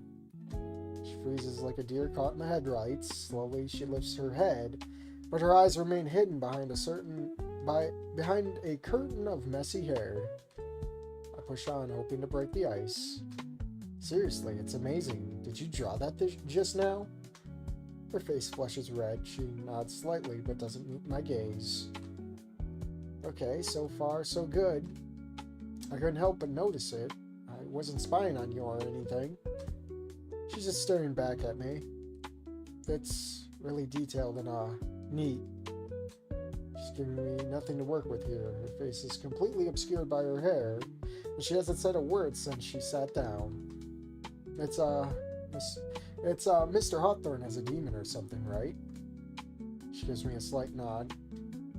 A reaction. Progress. I mean, I'm not great at drawing or anything, but I could tell you got a talent. Or you've got talent. Her shoulders relax a bit. She tilts her head slightly as if considering my words. I'd love to see more of your drawings if you don't mind. Her head darts to the side before she slowly turns the page in her sketchbook. There are more drawings, landscapes, creatures, abstract shapes, all meticulously detailed. Wow, these are awesome. She glances at me again, and this time there's the tiniest hint of a smile on her lips. I point to one of the drawings that look like some sort of futuristic cityscape. This one is incredible. The details are insane. I can't even imagine how long it took you. Her face lights up with a shy smile, and she gestures towards the drawing as if to say, "Look at this one, too." I lean in closer and notice the intricate lines and shadings in each piece. It's clear she put a lot of thought and effort into her work. Do you do this often? She shrugs, nodding lightly. Well, if you ever want to share more of your work, I'd love to see it. I'm Dev, by the way. She nods and closes her notebook and pushes it towards me. On the top of the name is the name Emily. Nice to meet you, Emily. She gives me a small smile and nods again. Now that we're actually on first name basis, I realize I could still use any help I could get. I take a deep breath in preparation. Maybe she took some notes, better than nothing I currently have. Hey, I know it's a long shot since you came in late, but you wouldn't have happened to take notes on what the professor went over, would you? I kind of zoned out for some of the class. Most of it, honestly. She mutely snickers at that before digging through her book bag. After a moment, she pulls out a weathered notebook and flips deftly through it to reveal the very notes I need. I guess she did take notes after all. Great job, Dev. Even the girl that came in late is more prepared and focused than you. I take out my phone and just snap a photo of the notes. Work smarter, not harder and all that. Thanks, I appreciate it. I still have quite a while until my next class. Might as well use the time. So, you majoring in art? She tilts her head. I was just assuming based on all those drawings and doodles. They're really good. She looks down at her notebook again. Her face briefly shows a bit of sadness before she turns back to me and shakes her head. Then again, she digs around in her bag and pulls out a sheet I recognize as a college schedule. She points to several entries. Animal science, agricultural business, horticulture. You're a farmer? She nods her head enthusiastically. That's cool. I've worked on a farm before too, you know. Nothing all that fancy, just a summer job. I was hoping I would get to drive one of those big tractors, but all I ended up doing was cleaning up messes and getting half of my pant leg eaten by a pig. She lets out a mousy laugh, and I found in mock annoyance. Hey, those things are terrifying. Can't help but notice something off about her laugh. It sounded odd, More like she was choking than chuckling. Eesh. She must have a cold or something. Well, at least that would explain her lack of speech. My stomach growls loudly, pulling me out of my train of thought. I cringe at the inopportune noise. Emily glances at me, her lips twitching in what I can swear is amusement. Sorry about that. I kind of skipped breakfast this morning. Probably should go grab something to eat before my next class. I stand up and start grabbing my things, and a moment later, Emily does the same. It's only now that I notice that we're the only ones left in the room other than the professor. Just as we're both about to leave, Mr. Hawthorne's voice calls out. Miss Bennett, could you stay behind for a moment? I'd like to discuss something with you. Emily freezes, her shoulders sagging slightly. She looks over to me and I can see the embarrassment in the set of her mouth. I give her a sympathetic smile. Let's check chat. I wonder what her eyes look like. Yeah, we'll probably find out. You think they'll go full Susie and be yellow? Can't believe Emily would do that. She doesn't know orcs are a clear allegory for Triceratops. Yeah. Her eyes are small, soulless black beads because that would be creepy. Oh, we got a hater here. Emily probably wonders what Dev's eyes look like, considering his face, his lack thereof. Hey, they're a match made in heaven. It feels weird with these human characters not having eyes, and then on some expression they appear out of nowhere. Imagine Liz, but with different eye color. They only have eyes when they are yicking out, are angry. I don't know why all fan games continue the faceless human trope. Well, the Snoot game came from 4chan. And Anon, well, Anons, or the depiction of an Anon, is usually a faceless character, usually in a green silhouette. And that's why Anon is depicted wearing like a green overcoat. Like, I understand that reference. And then you got people who are off of Reddit, I'm not going to name names, that skinwalk this without even knowing the history, you know? I've only seen one that shows their eyes the most, is Nua. Alright, yep. Well, see you around? She nods again, her head bobbing up and down slowly. I hesitate for a moment before turning on my heel and heading towards the door. She's more vocal than the other ones. Well, vocal. Expressive, I'd say. Because I remember we'd have a whole discussion. Oh, excuse me, a whole discussion with her. Which is another part of college I hadn't accounted for. Back in high school, we followed a strict schedule. I could always rely on being able to eat at the same time every day. Now, though, my jumbled schedule is set in such a way I have to find time whenever I can to eat. This place certainly isn't holding my hand when it comes to fending for myself outside of class. Some nearby restaurants offer students like me discounts on some of their menu items, but I am as new to college as I am to the area. I'll have to ask around for opinions on whose pizza lasts the longest in the fridge, or which places tacos won't make me sick. Better for me to focus on the long-term issues, right? I pull out my phone as I get into the lunch line. Of course, College of Computing has an app to track classes, grades, important notifications coming directly from the administration, and some forums for official clubs and events. It's also a great place to set a calendar with test dates, but I figured that those changed so much that I won't bother to update it. Too bad. I bet a lot of students would find that helpful, myself included. Looks like I have a request from the counselor to have a meeting today. I can probably just make it before my next class. Oh, it's Samantha. I almost forgot about Samantha. The Hagmaxer. I hope it isn't anything serious. It brings to mind how Elliot said something about the entire general studies course being my doing. Then a quick browse through my college account tells me that the funds made it to my virtual wallet sooner than expected, which means that I'm able to buy a warm meal without relying on handouts anymore. And there's Rebecca. I'm second in line to fill my tray with the day's special, skimming the packed cafeteria when I notice Rebecca sitting alone again. She's the only familiar face in the sea of dinosaurs. Once I pay for my food, my feet start moving towards her.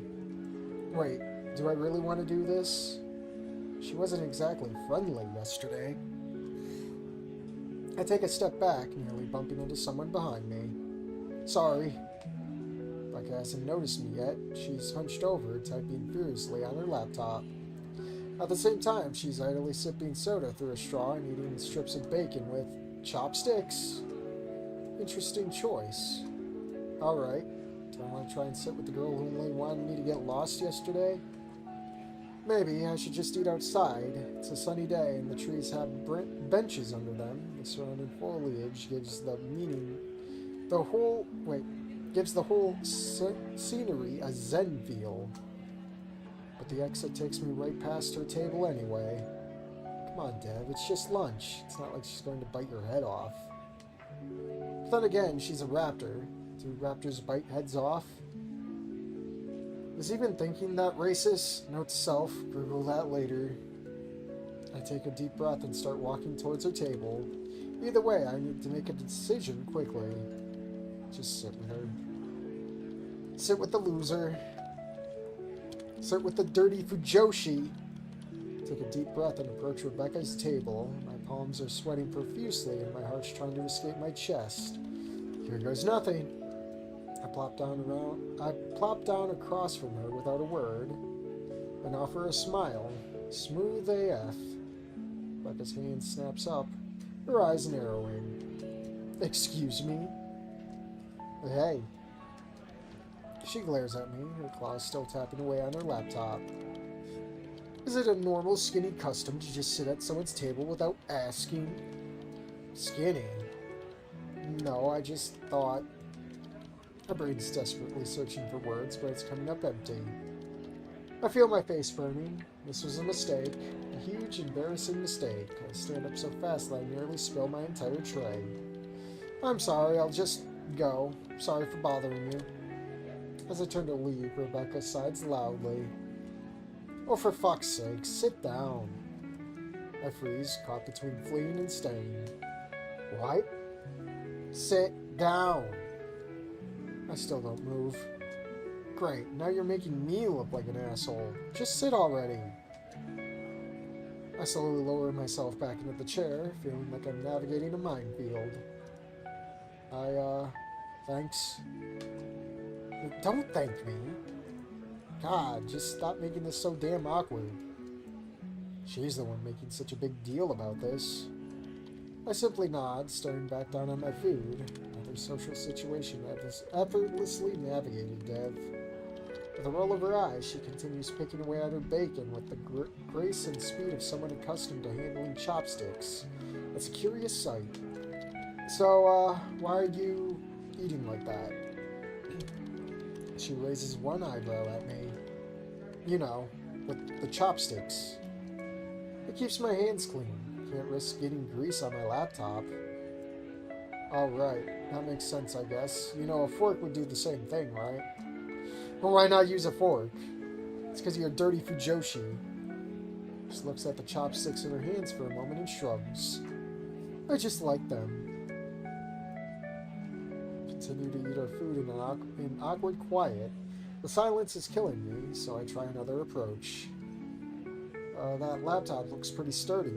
Was it expensive? Becca's eyes light up. Clearly this is a topic she's interested in. Chat real quick. Oh boy, I'm really far behind in chat. It's a trend that's meant to be broken. No. That's why Snoop Game made sense. Then Inko somehow could fall into this logic. But the rest just why. Reddit is proof that the left can't meme. Also, Inko was inspired from the Tumblr anonymous profile pic, which is a face with sunglasses. trying to match Dev to a website like the other Snoot vs. Humans. Guess it'd be GitHub or some other coding website, maybe. So Inko's Tumblr and not Reddit. I stand corrected. The hairstring on her eyes wasn't there, was it? What? Hairstring.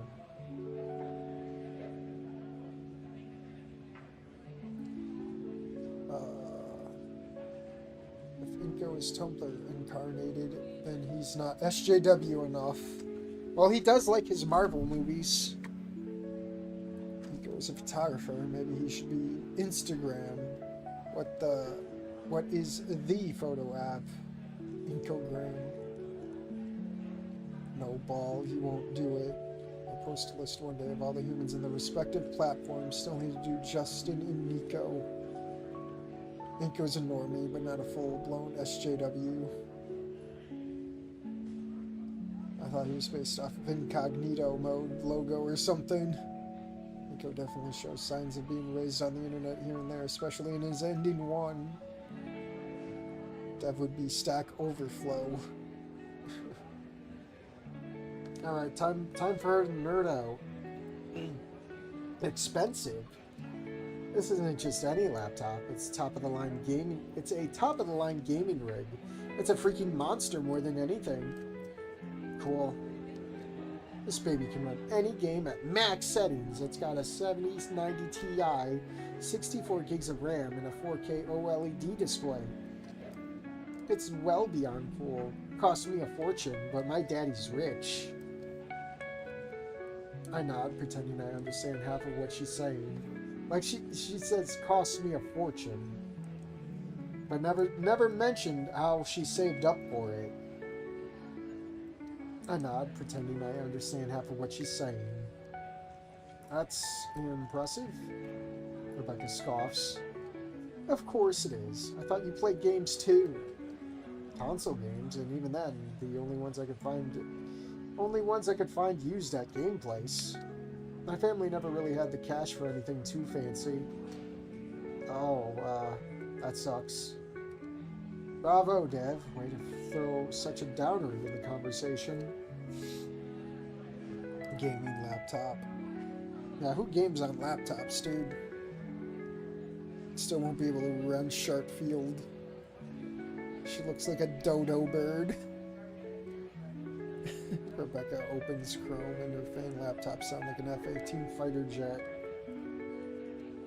I shrug in an effort to ease the tension. It is what it is. We lapse into another awkward silence. I take a bite of my food, desperately thinking of something to say. She goes back to typing. Her fingers fly across the keyboard, piquing my interest. You know what? Today I'm letting my curiosity win twice in a row. So, what are you writing there? Rebecca's fingers freeze over her keyboard. She looks up at me, her eyes narrowing again. Why do you care? I shrug, pushing my food around on my plate. Just curious, I guess. I'm prepared to stay curious. It's nothing important. Come on, it must be something cool. Both times I've seen you here, you're pretty focused on it. She shifts uncomfortably in her seat. It's just stuff. Stupid Fujoshi stuff.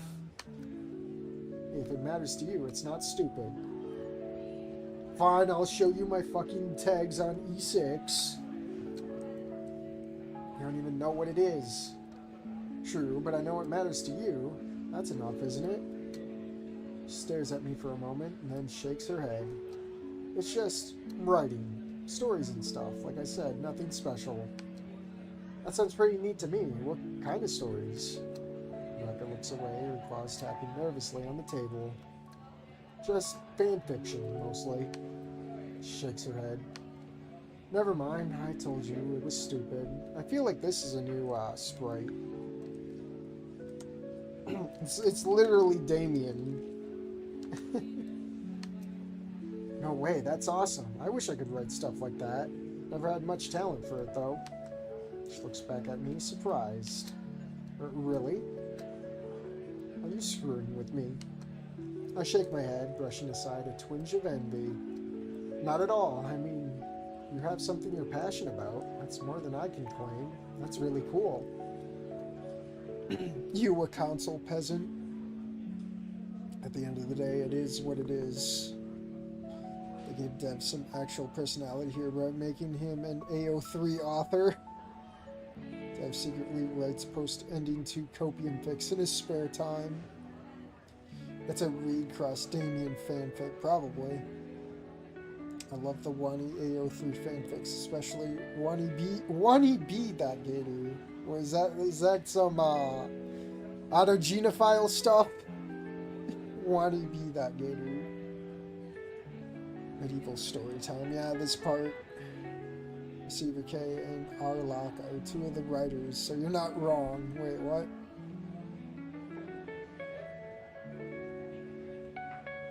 Huh.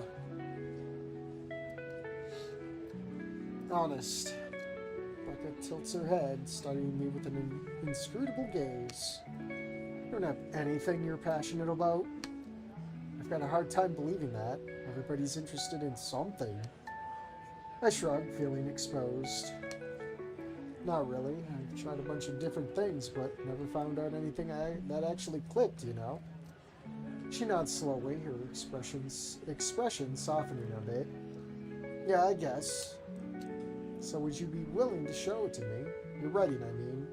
Who knows, maybe seeing your work might spark a deep passion for writing in me. Oh, fine. If you really want to read it, I guess I could show you. Really? That's awesome. She rolls her eyes, but I catch a hint of a smile. Don't get too excited. You'll probably think it's terrible. I doubt that, but even if it is, who cares? You're doing something you love. That's what matters, right? Yeah, I guess you're right. Look, consider this a vote of confidence, okay? Close your eyes. What? Just do it, Dev. I do. That's the first time she probably called us by her name. Dev. Not Skinny. I fear AO3 recently. It's boring, not gonna lie. Yeah, this part. AO3 is nothing but Copium Fix, it seems like. AO3 is an archive of her own. Strange, I think you have an older version of Chapter 2. In the newer version, Dev mentions how he writes stories too. Really?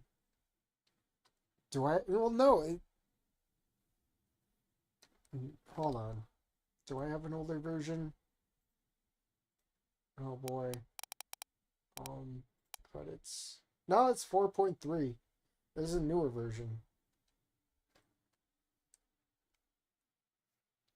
No, this is like just recent. That'd be crazy.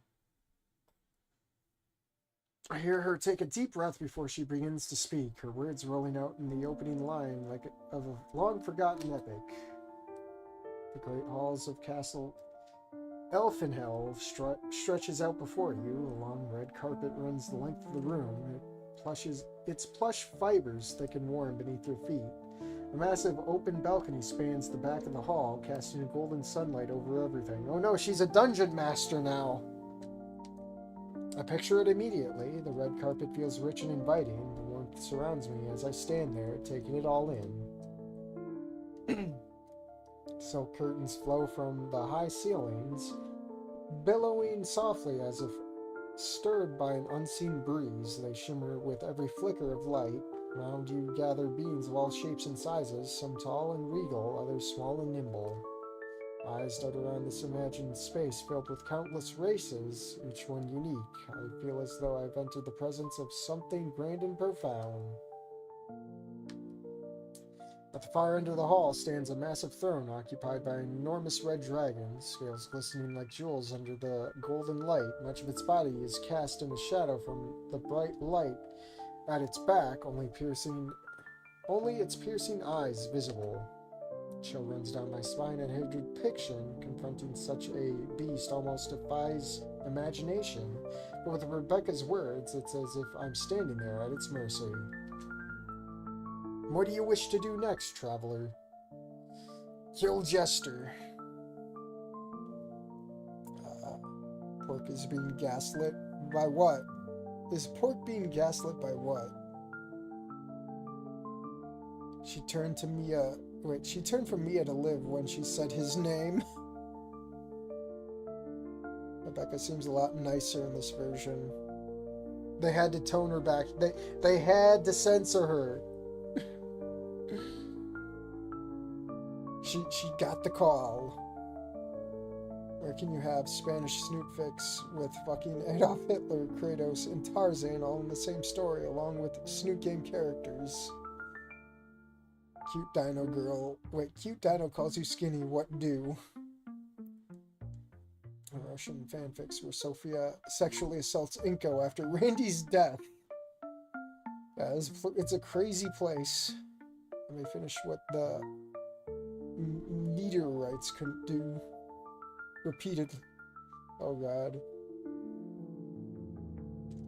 Smaller dragon walks forward on shaky legs. It bows low before the towering figure. The air is thick with anticipation, and silence blankets the room. The subservient drag speaks in a shaky voice while lowering its head even further. Her words draw me in deeper. As it speaks, a deep rumble resonates in response from the massive beast on its throne, a sound that shakes the very bones of every being present. I can almost feel that rumble vibrating through my chest. The smaller dragon lifts its head slowly, daring to meet the fierce eyes filled with wisdom and power. Rebecca's tone captures me completely. I'm hanging on every word. And for a moment, time seems to stop. Miss Chase, I'm here to talk to you about some matters brought to my attention. Oh no, it's the banana noodle. Huh? Suddenly the magic is gone and I'm yanked back into the CCC cafeteria. A large Saurian stands in front of us, hands on her hips, and foot tapping in consternation. I said I need to talk with Miss Chase about some things. Oh, hey, aren't you in the same... My name is Sandra Champy, assistant to the student union head, and I'm here to inform you of several complaints made against you. I bet you she and fucking Elliot are dating.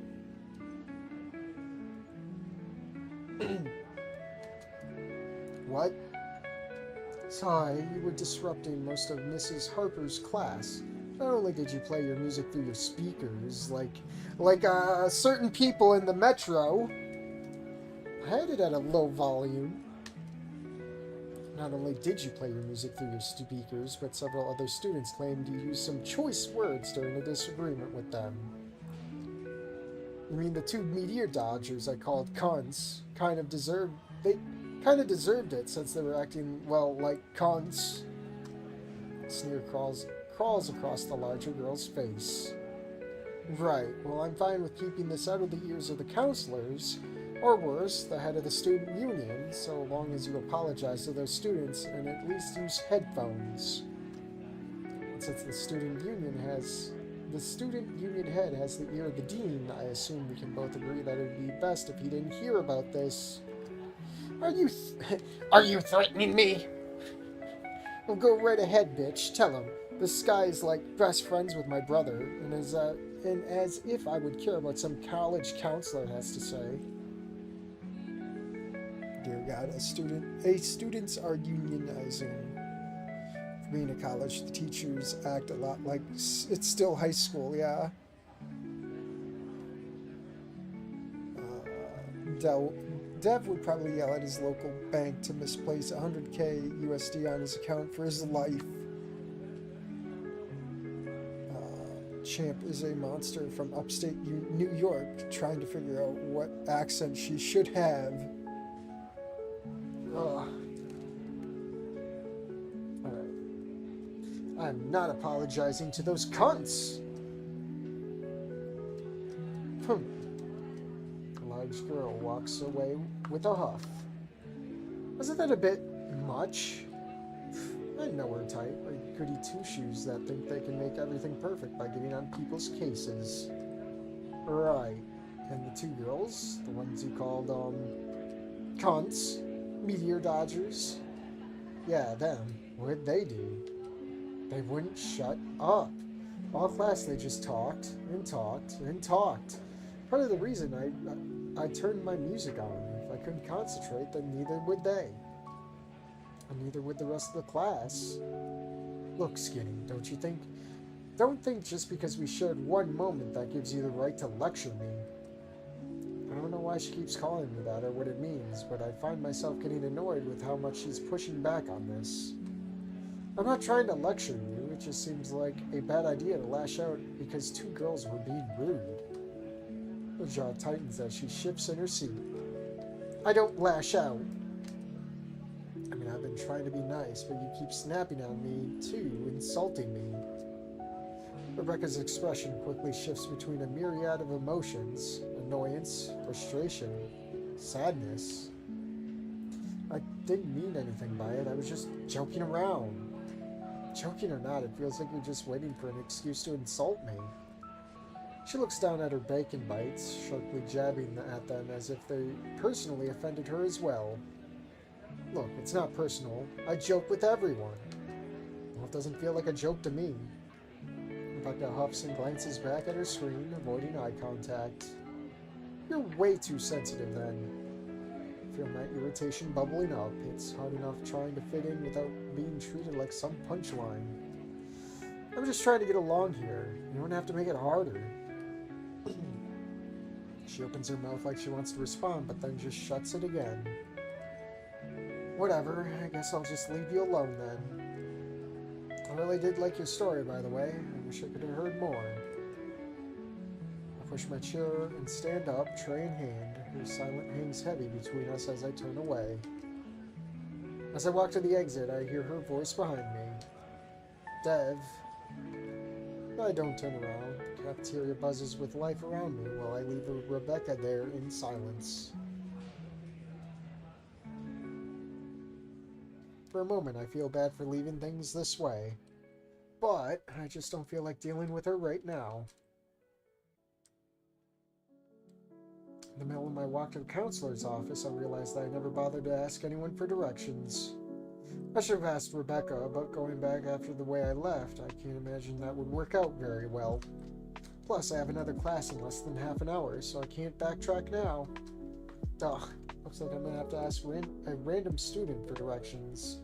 The thought alone makes me want to retch. Eventually, I stop see the Corsaurus walking towards me, scrolling through their phone. I blurt out my question as fast as I can, and they give me a weird look for bothering them out of nowhere. Hi, do you know where the counselor's office is? The weird look doesn't disappear from their face, causing me to squirm. After an awkward stare, they eventually give me directions. It turns out that I'm closer than I thought I was.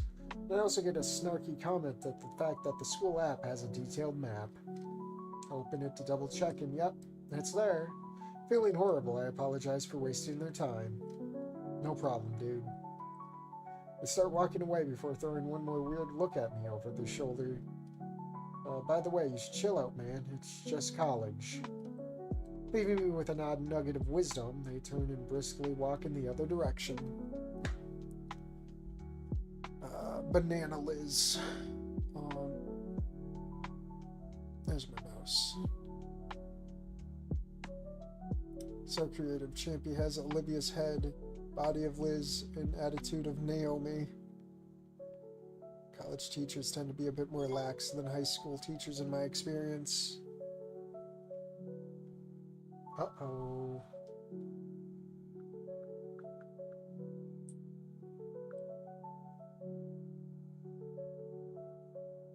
Hold on.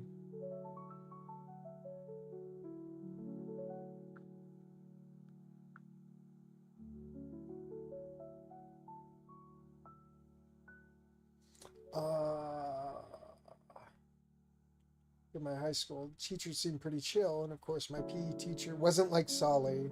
Yeah, more often than not, your physical ed teacher's probably going to be out of shape themselves.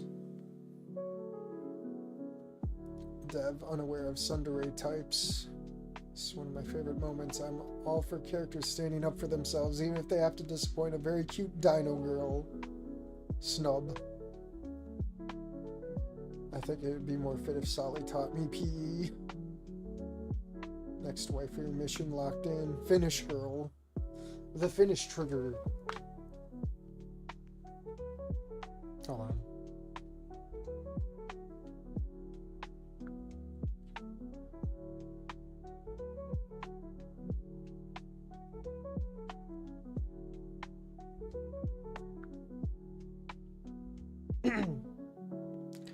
Leaving me with that odd nugget of wisdom, they turn and briskly walk in the other direction. Right, just college. Somehow I doubt that will radically change my approach going forward. Before I'm able to put too much thought into that little bit of wisdom, I hear the familiar ping of my phone. I don't recognize this number. Sup, Skinny? Is this where can I play with the phone? Yeah. I can't turn off my internet, but I can put on that. Bluetooth. What is this one? Music. Night mode even work? Night mode doesn't even work. The lock screen. There's a screen recording. Yes. We'll record this conversation, upload it to you, Snoot. I like how this works, but like nothing else does. Too bad this doesn't turn down the music, like the actual music. Flashlight. They should have flashlight going. Some of these don't even work. Actually getting a screenshot would be funny. Who is this? Rebecca. Theo gave me your number after I begged and pleaded him. Okay. And the picture you sent? Just a little goof my roommate made me. I've been sending these to like everyone. Well, if this is a doodle, is her roommate Emily?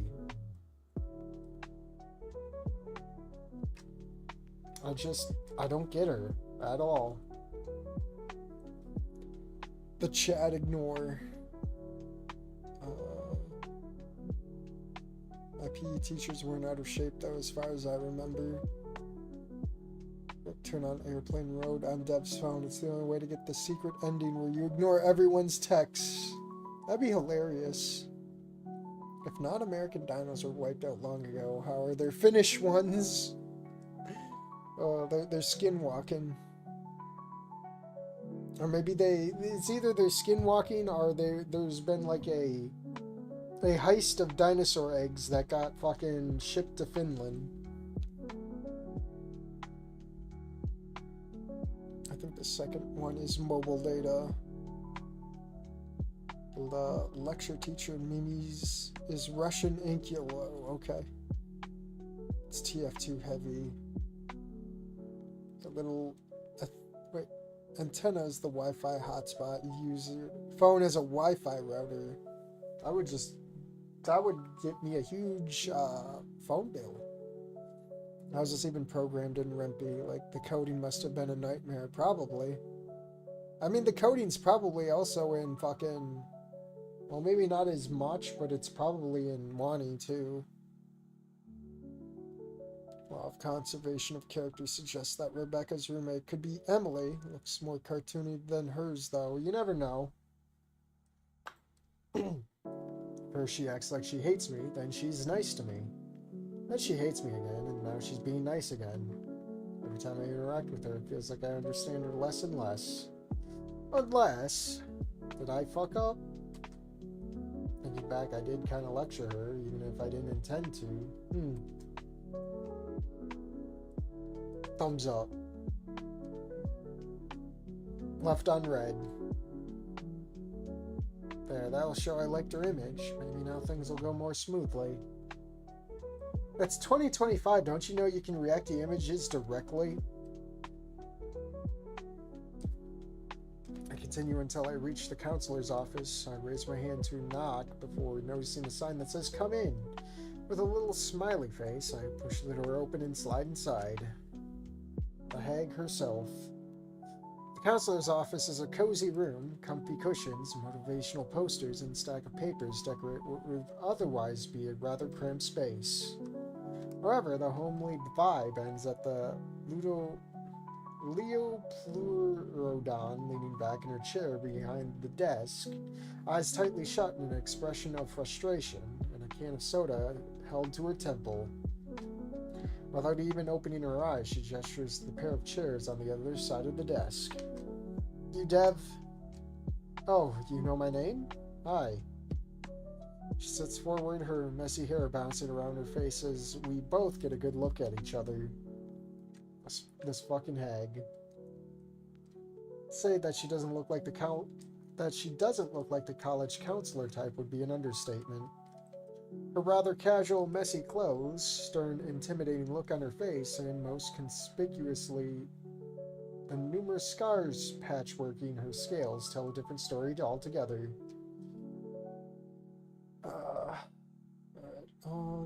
Emily, wait. Then Emily's art style, I mean. Code-wise, there are probably some pre-made libraries. Because she's still Balkan from Guilty Gear, peak reference. Same Dev, thumbs up emoji if you can't give a better response. I'll send her a smiley face. Dinos love smiley faces. Olivia post-marriage. Is this ending too? Give that bitch a cannon. Bitches love cannons. And there's the eye patch covering her left eye. Well, technically, that's her right eye. I mean, you'd have to they'd have to make like special flips for her, so that way it's not like, I don't know. Not to mention, as I move closer, I can't help but notice a smell that sadly reminds me of a part of home I wish to forget. A frown reflexively appears on my face as she shuffles around the papers on her desk. You are the only human around this semester. I wouldn't be doing my job if I didn't know who you are. You start burning at the familiar answer. I wish it wasn't all that simple, but it is. Until the novelty wears off, I'm going to stick out like a sore thumb among my peers. Mind if I smoke? Huh? No, it's your office. I cringe, along with all the other motivational posters. There's a no smoking sign literally right behind her. Irony seems lost on the counselor, who fishes around in her desk before withdrawing a large cigar. She lights it up and blows a perfect circle of smoke towards the roof, where I notice a clearly disassembled fire alarm. She follows my gaze and gives me a toothy grin. Don't worry about it too much. Most of the campus is new, but this building's got so much asbestos in the walls you couldn't burn it down if you soaked it in gasoline first. Seeing my worried gaze flick to the wall, she coughs, bringing my attention back to the conversation. My name's Samantha Parker, but you can call me Sam since we're all adults here. It's nice to meet you. Would you like some tea? You better get a counselor Samantha route. What shall we? It's Lalipurodon. I don't even know how to pronounce that. Makes me sad to see how Leo was deleted from Goodbye Volcano High. I was hoping to see more of him in Encore. It's not lost on her, the irony. Cougar-based dino. Suddenly eyes. No thanks. Not much of a tea fan. I don't see a kettle of any kind. Good, me neither. I think I got some soda cans in the drawer somewhere. Here, have one. She rummages around and pushes a room temperature can of soda into my hands with much more force than I expected. Thrown for a loop, I can't do anything more than give her a blank stare. Sorry, I used the cold ones to take care of my hangover this morning. That's why I didn't message you sooner.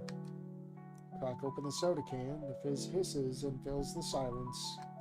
Sam sits across from me, taking slow drags from her cigar, smoke curling towards the ceiling. Air feels thick with it. I glance around, unsure of what to do with my hands.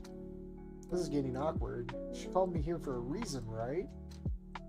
As it stands, we're both just sitting in silence as she nurses a cigar and I sip the soda hospitably forced onto me. So... Get the ball rolling, hoping Sam will illuminate the meaning of our meeting. Instead, she takes another long drag and holds it in. Just as I go to open my mouth again, Sam finally breaks the silence. So how's it going so far? Adjusting college life?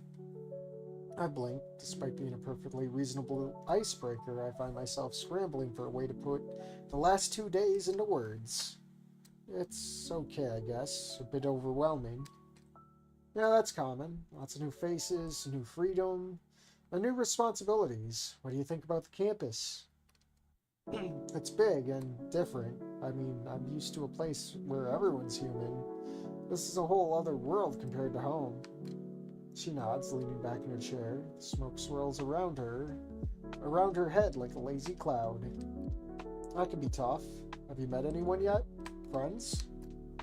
I take a moment to recall the colorful characters I met in my short time here. I think so. I met this guy, Theo. He's been nice. And his sister, Rebecca, too, but, I don't know if they're actually my friends yet. Making friends takes time. You gotta find your tribe, right? Tell me a bit more about these Theo and Rebecca characters. They're fine, I guess. Theo seems very enthusiastic about basically everything. Certainly a lot different from my high school friends back home. We barely know each other, and he already invited me to work on some big project. She raises an eyebrow, intrigued. What kind of project? He wants to make a video game. Do you like video games? Yeah. Then why not? Maybe it'll help you figure out what you want to do for your future. Kid, you joined a tech college with no major.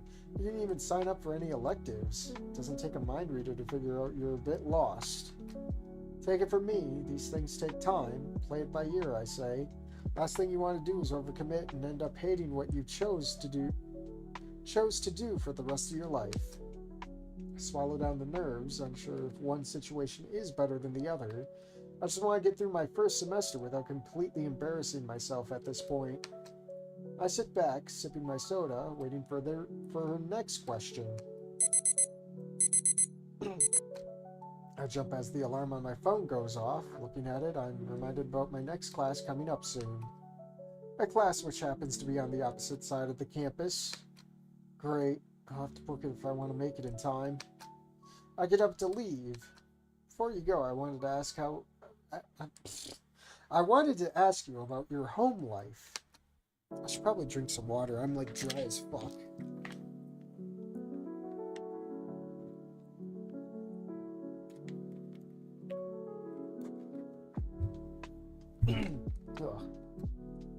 Why exactly?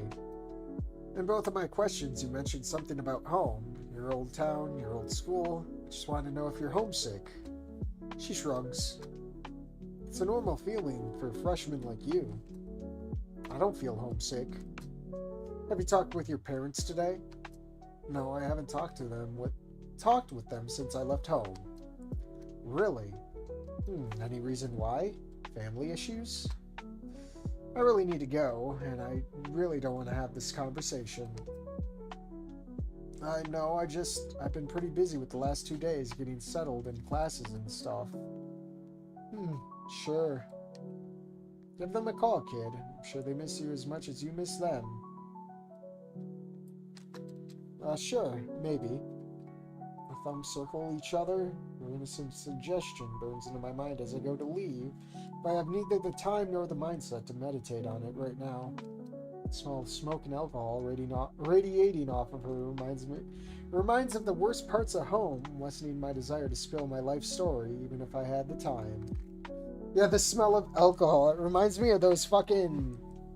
I remember seeing one of those fucking police things where they had a fucking intervention with one of the teachers who kept getting drunk and shit. It's hilarious. Well, it was sad and hilarious. Needless to say, that teacher lost their job.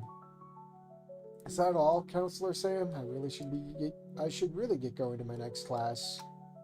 She nods tirelessly and dismisses me with a slow wave of her hand. Yeah, you're good to go, kid. And don't be a stranger. I know my appearance might make it seem otherwise, but my door is always open.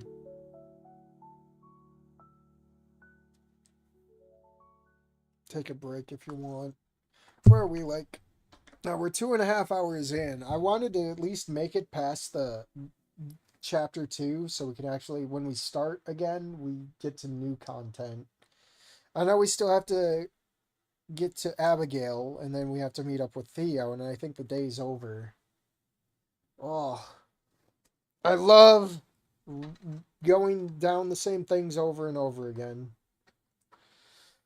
I nod and I leave her office. Turning back, I see before I even meant, like, we need what Wani has, where you can choose the chapter you want to go to. I feel like I'd just work out better to catch up, you know? I don't know. I nod and leave her office. Turning back, I see her return to her papers and the old computer by her side. And for the second time on my first day, I'm running late. Any reasonable person would realize there's no hope and just saunter into class, but upon recalling how Mr. Hawthorne had welcomed Emily, I don't want to test how well I'd hold up to such a dressing down. I run as fast as I can, skipping steps and trekking through the stretches of grass, blowing right by several signs that clearly instruct me to keep off the grass. I'm gasping for air by the time I find myself standing before the door to the music room. My hand hovers over the knob and I'm about to turn it before my ears perk up at the gentle melody of a violin just inside. Damn it, class must have already been in session. Moves on its own to pull the door open, revealing rows of chairs set in a semicircle, centered around a podium and a whiteboard. There she is. The Triceratops girl stands alone behind the podium. She lovingly holds a violin in one hand and letting the bow travel gracefully across the strings. Her eyes are closed and a small smile dances across her lips. Her body slowly sways to the rhythm of her melody. I become conscious of my gaping expression. My fingers tap along out of sync as I try to fail to follow along with the tempo out of impulse. I have no idea which song she's playing, but it's beautiful. I walk to the closest empty seat as the girl reaches the finishing notes. An older man stands and walks to her. He begins to applaud. Everyone else joins in, me included. Awesome, Abigail. Completely awesome. That was freaking perfect. Thank you, Mr. Jablinski, for letting me do a demonstration. Her accent is strange. She rolls her R's and her H's are ultra silent, making her thank sound like tank. Any word with an R sound like the purr of a kitten as she speaks it. The teacher, Mr. Jablinski, turns to the rest of the class. No one seems to notice or care that I'm late. Oh, you must be Dev. Good of you to join us. I spoke too soon. Why don't you show us some of your skills? You are the last to arrive, after all. The teacher grins and waggles his eyebrows. The musicians always save the best for last. Punches the air and makes a guitar gesture while whistling. It seems like my reputation as the only human will continue to precede me. And considering the kind of character that the counselor is, I'm wondering if Mr. Hawthorne was the exception and I should just expect all of my professors to be this eccentric. Dino Wife number 3.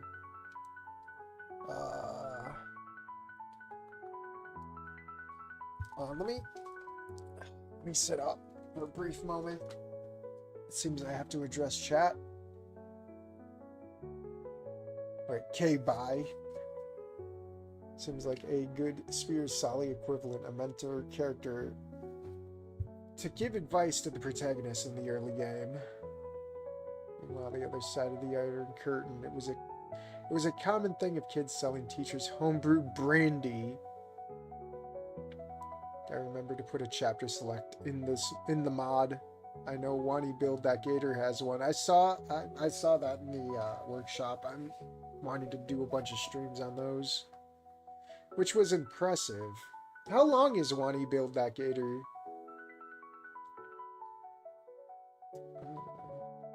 What exchange field pointless? The counselor?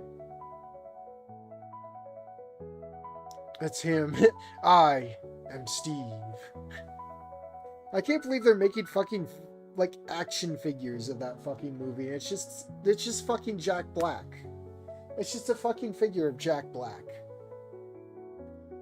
Oh.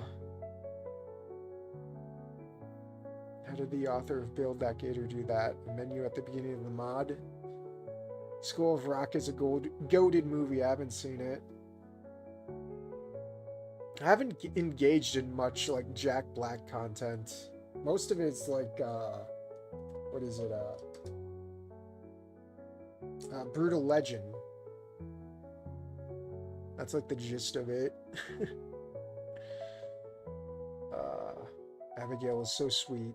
When Devlog is released, I hope someone tells Jack Black that he has his own dinosaur sauna in this beautiful VN. I know the devs or whatever are trying to like hound down Toby Turner, you know, Tobuscus.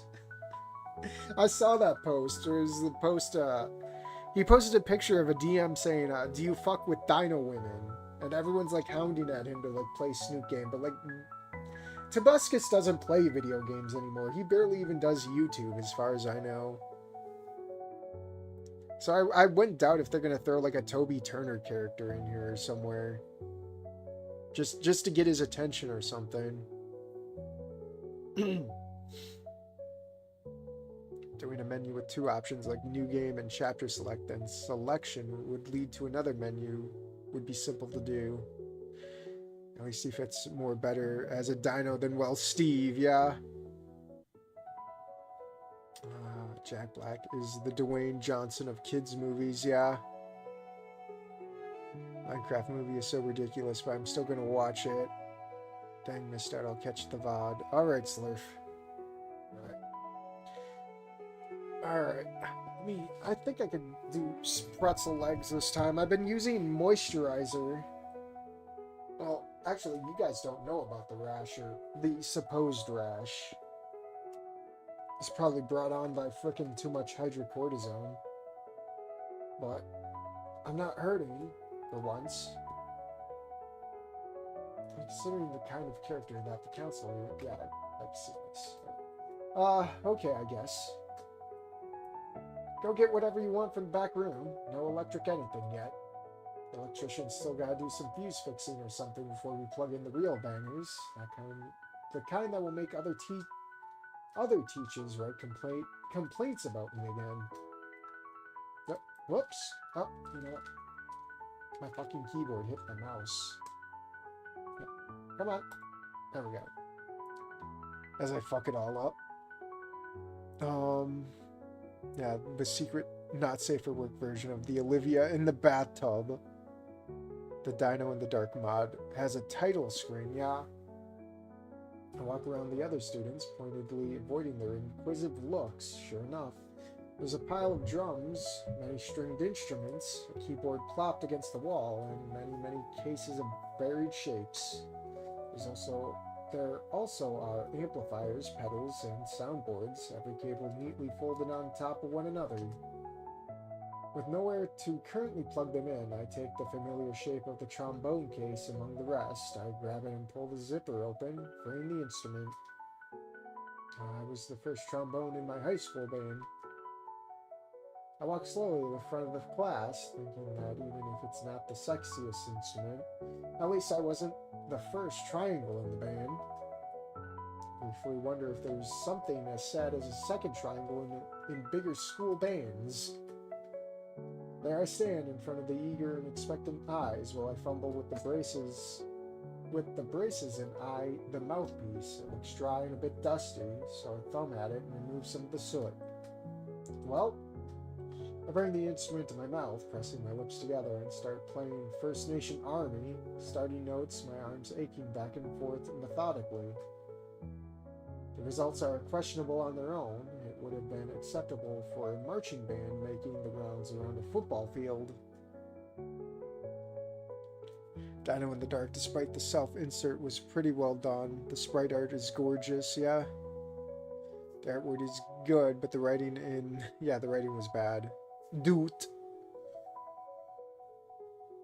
yeah, because the trombone. Deb just starts playing Megalovania entirely on the trombone. It's just a demo. I think it'll be... I thought that was like the full thing. Well, they better hurry up with it. But I'm on my own, and my hand slips more than it should when landing on the notes. Out the corner of my eyes, I see the gray Tricera from earlier cringe. My cheeks are burning. I stop after a few seconds. It was alright, Dad. It's good to know that you're not going from absolute zero to hero here. A student snickers. More like 0.5 to hero. Mr. Jablinski shushes them. You either show us the melody of your feet walking out of my classroom or zip it. He makes a zipping motion with his fingers. Absolutely no making fun of anyone once you're past that door inside my realm, okay? Class replies with an echoey okay. I take my seat and Mr. Jablinski starts the class proper. Mr. Jablinski uses the very first class to go over the schedule for the rest of the semester. Class is otherwise uneventful. This time I take notes though, mostly upcoming expositions and events. Students are supposed to present a piece at the end of the course, either a composition made by oneself or an arrangement based on someone else's music. It could be a solo presentation with the teacher at the piano, or a duet with one of the students taking the helm at the keys. That or go through a 20-page long written exam. Class ends in an hour and a half later. I'm left with a treasure trove of information on the upcoming semester and feel a little overwhelmed for the first day, honestly.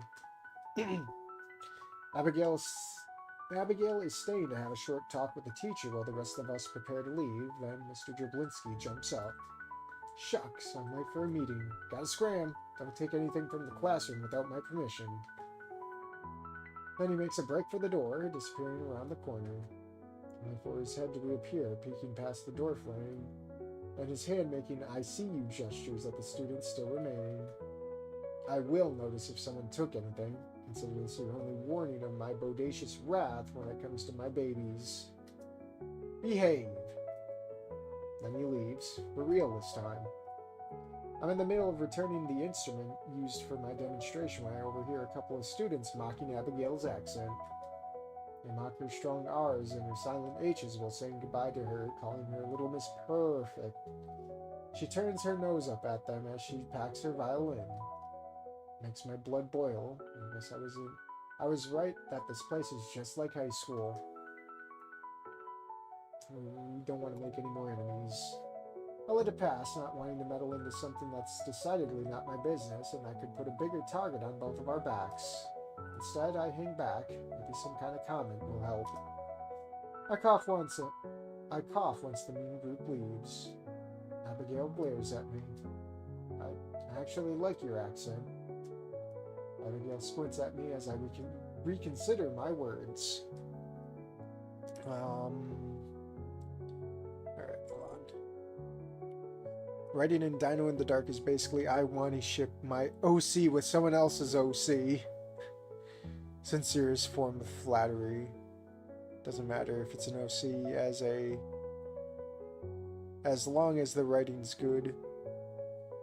I mean, playing Seven Nation Army on a trombone, at least he tried, even if it was off key. He should play YYZ on violin to really impress her. What's that supposed to be? Sincerest form of flattery is Rule 34 of an OC. Dev is the jack of all trades in his colorful dino group. He doodles, writes a little, and can play some music, but a master at none of it. That piano is really shredding it, yeah? What I mean is, it's sophisticated sounding. Don't let them get you down.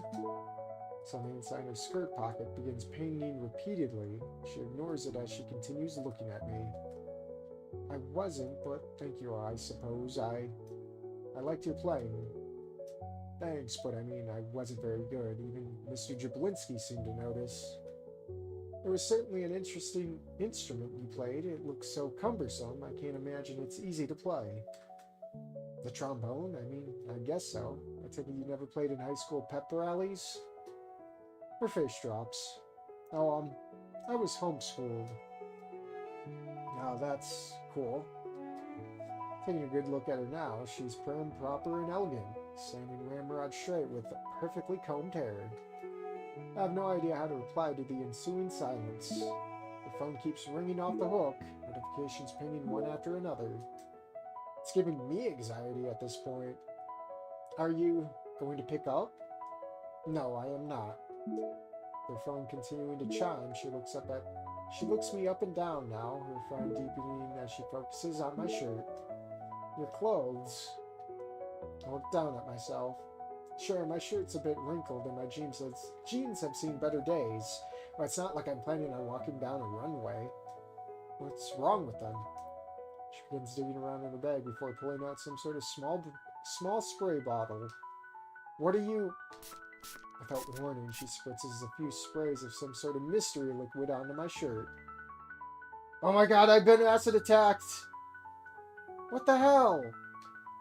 We jump apart, her in embarrassment and me in shock. Sorry.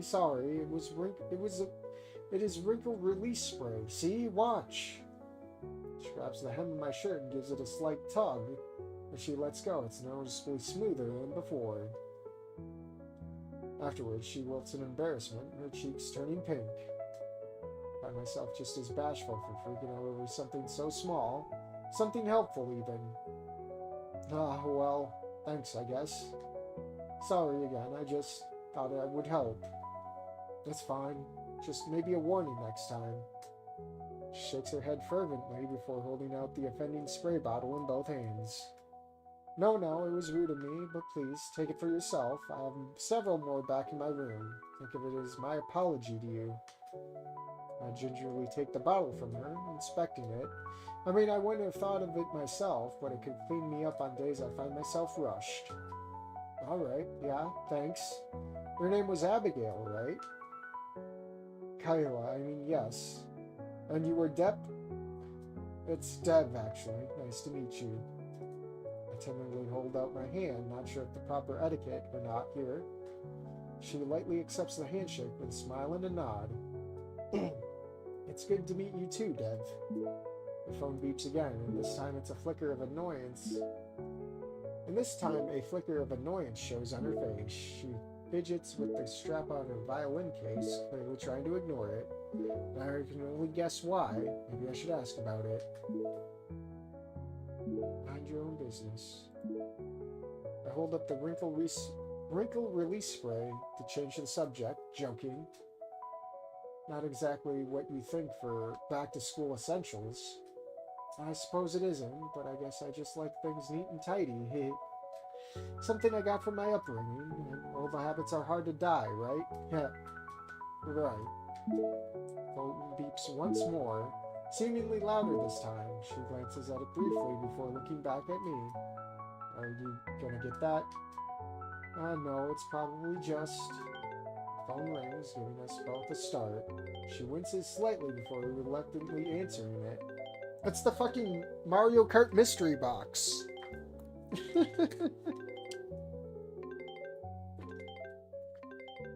I hope she gets the blue shell. Alright, chat.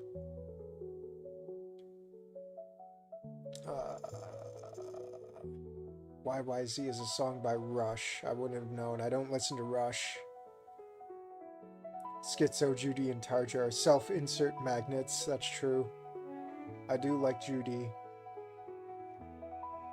I met a Finnish person once. He made sounds. I don't know if they were words, though. Clayton did list the Tarja fan game on his list. Your clothes, give them to me. Dev yicks out for a second time, yeah.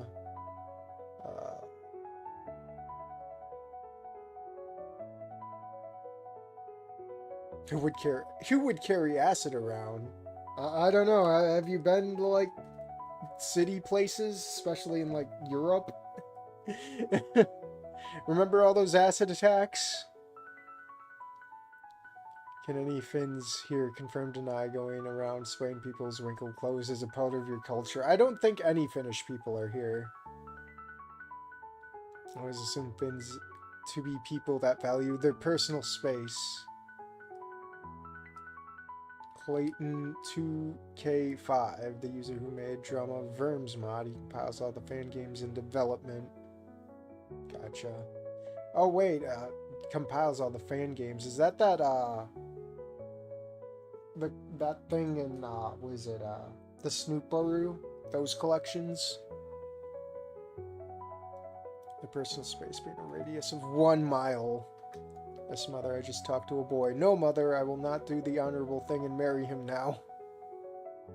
Abigail must follow her Finnish traditions and propose to Dev on the spot. Oh, excuse me, no acid attacks here in Europe. My parts, at least. Hello, yes, Mama. No, I was in class. I did not hear the text. Yep. Yes, I am fine. Her voice softens as she continues talking to her mother. I feel a bit awkward just standing here. So, should I go or... Oh, just one moment. No, Mama, No, it was just the professor. No, you don't need to put Papa on. She heaves a sigh away from the receiver to prepare herself. Hello, Papa. No, I wasn't. Abigail glances at me and turns away, her voice even lower, now in another language. Oh, God. Do I have to get the translator? I gotta get the translator. I know we've been through this, but... I have to. I know I have to.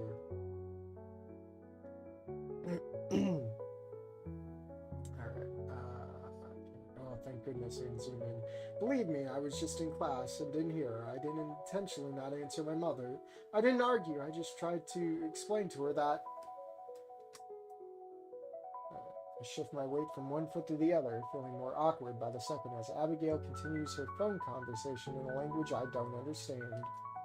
Her voice is low and she keeps glancing at me as if she's worried about me overhearing something important, which is frankly giving me too much credit, with my menial grasp on the English language as it is.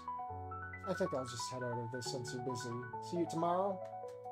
Abigail purses her lips, clearly disappointed at the disruption, but unable to get out of it. She places the phone on her chest to reply. Yes, of course. I will see you then, Dev. Alright, catch you later then. Okay, no more translator. I give her a nod and start to back away. She waves me goodbye with her free hand before grimacing at whatever she's hearing at the other end of the line. I feel like she got a lot less time than Emily. I head out of the classroom, feeling a bit lighter after our interaction. You know, it was short and kind of awkward. It was nice to connect with someone else on campus. Now it's Theo time. I checked my phone to see that Theo had texted me earlier saying he'd be in the library until it closed. I stopped by in my room before heading there, figuring he could use some help with whatever's keeping him so late. History homework, I imagine? Despite on how Counselor Sam's whole vibe rubbed me the wrong way, I think she was right about seizing the opportunity I had in making a game with him.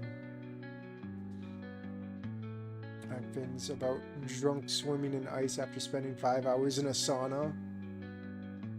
It's like Toki and Squiscar's talking. Squiscar's Swedish, isn't he? Can any Snoop or user upload their mod to the site? I don't know. Since people who like Fang will like Rebecca and Olivia and George will love Emily, I guess Abigail's aimed towards the elusive Judy fans. Or Trish fans, maybe. I want Yakuza Anon to upload Toku Run 2. Isn't that already on the workshop? Before any of that, though, I figure I should at least try and call home. When I get back to my dorm, I'm quick to pull out my phone and call home. Images of Abigail's changing mood fresh in my mind. Someone picks up the line, a beat of silence passing before they answer. Hello? Who is this? Hey, Dad, it's me. Another beat of silence. My palms begin to sweat. Hello? Can you hear me? Oh, yeah. Who is this again? It's me, Dad. It's Dev. Oh, hey, champ. How are you doing? Me and Mom haven't heard from you since yesterday. I didn't call you yesterday? Wait, I didn't call you yesterday. Oh, what? Yeah, you did. We talked about, we definitely talked about, these words are slurry of syllables crashing against one another. Is he really? Dad, we didn't talk yesterday. Yeah, well, It took you long enough to call. You know, I heard about how those cold-blooded girls go crazy for us warm bloods. I thought you were drowning in Dad! He is. Dad, are you drunk? Oh, what? I am not drunk. You sound like you are. Dad. What's up? Are you drunk again? Look, Dev, it was pretty rough today. I just had one drink to relax and unwind. Was that one drink before or after work this time? God damn it, Dad, you promised.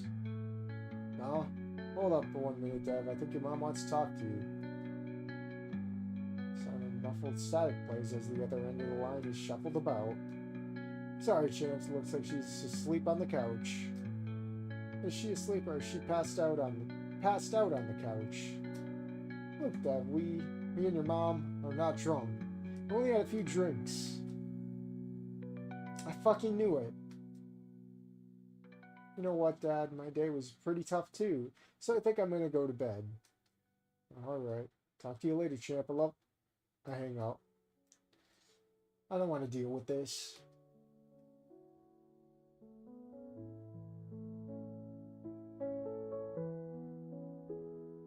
I finally have an answer for Counselor Sam's question. I'm not homesick, at all. I feel envious of Emily, Rebecca, and Abigail. I wish I could wriggle my fingers on a pencil, keyboard, or freaking maracas to be able to create anything. Make something of myself more than the child of a pair of drunks. Counselor Sam, in all of her foul-smelling wisdom, is right about something. Can't afford to let opportunities pass me by. I couldn't do anything about the situation back home. Still can't, I guess. But I can do something about my situation here. I dial Theo's number. Hey man, what's wrong? Why did you assume something is wrong? Well, you are calling me rather than texting me like a normal person, so I only assumed... Whatever, listen, you were right, so I want to do it with you. There was a pause. You know, I'm very flattered, but I don't think I'm interested in you that way, buddy. But thanks for the offer. That came out wrong. The game, Theo. I lost the game. I wanted to make that game with you. Oh, really? That's cool, man. You don't sound as enthusiastic as last night. No, I am. It's just I'm being serious this time. Is something wrong? You sound pretty mad. If this is about what I texted you this morning... No, let's just say families are complicated. Right. Hey, Elliot. Wait.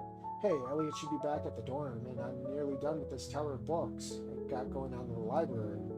You want to meet us over at our dorm and hang out for a bit? We never did finish Rockring. So you're still in the library? Do you mind me coming there? Absolutely not. Come on down, man. Valerie, my love. I'd say Valerie's better than the Mega Love Mania shark. Just aesthetically looks more pleasing. You need a full Toku game. No, Dad, I won't bring you a cold one from the fridge anymore. This got dark. Well, this part's in the last demo, so yeah. It's relatable. That's pretty common for protagonists to have sob backstories in visual novel. This scene is actually handled pretty well and feels more real. Everyone here with the drunk parents, yeah?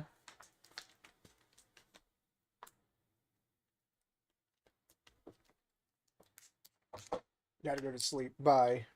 I'll see you later, Sabek. We're probably going to be wrapping it down here soon because we're pretty much near where the last demo ended. And then I was going to say 2 weeks. In 2 more days, so Friday, Fang Friday, we'll pick this back up for sure. It gives everyone time to refresh with the VOD and all that. Watch it on double speed or whatever.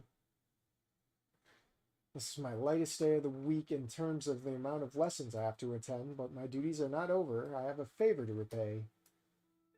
Following the map in the CCC app, this time easily finding the library and Theo torturing himself in the middle of a very literal tower of books. As I approach him, I see that more than half the books on this table aren't even about any sort of history. He as me gets closer, his eyes twinkle when he sees me.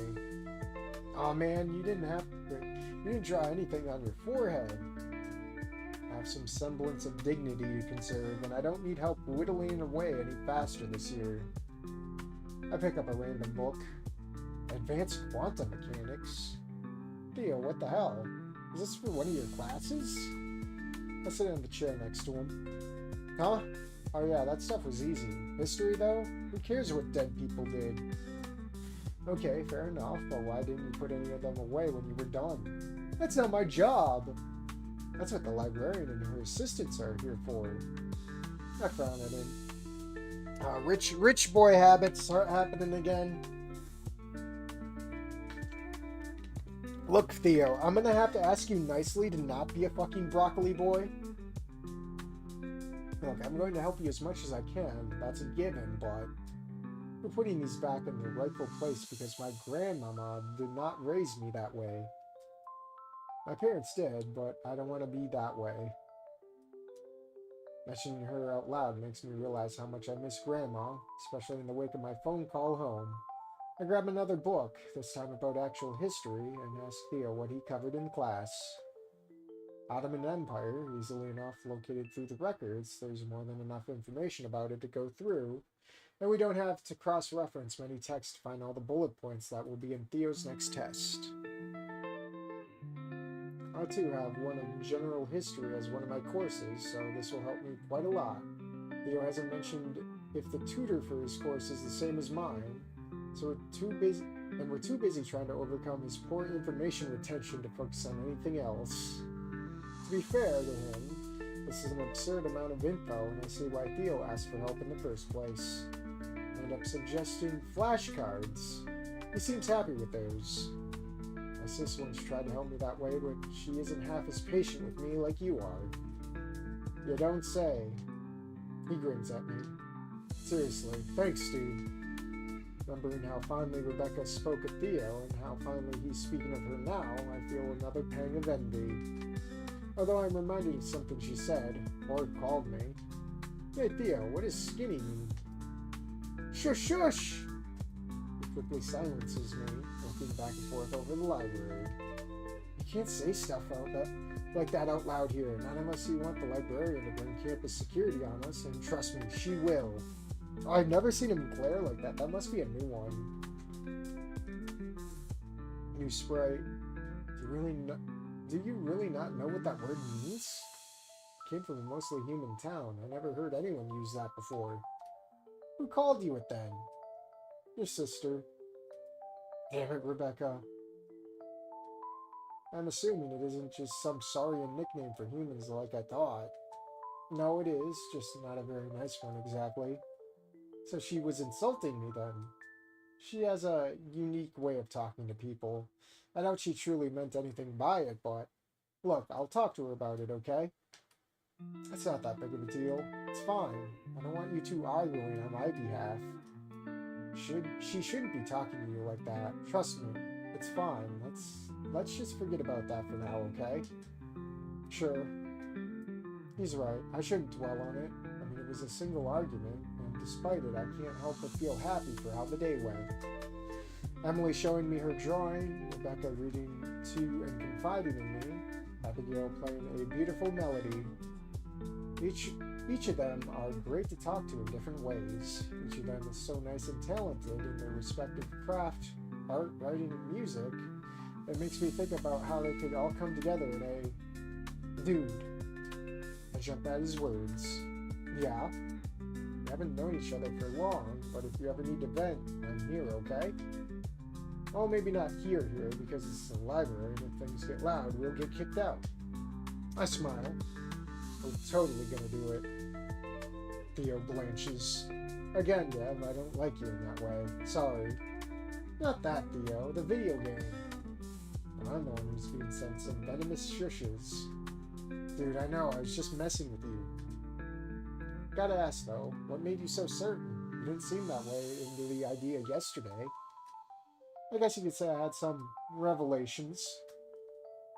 I don't exactly have much going on. No hobbies. Not really sure what I want to do next.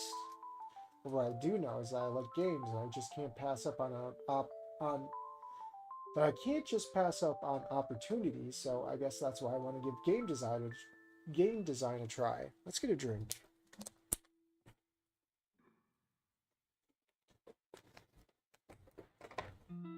I'm gonna lay back down. Ugh.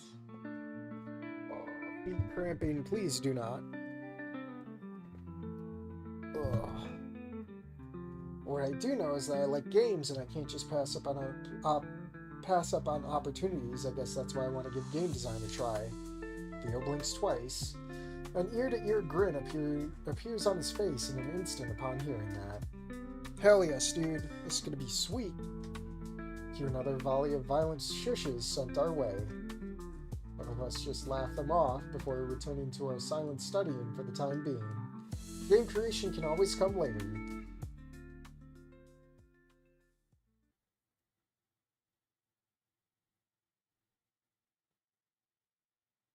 Okay, this is probably where the new content starts, so I'm not... No, come on. Yes. Oh. Main menu. Get some background music.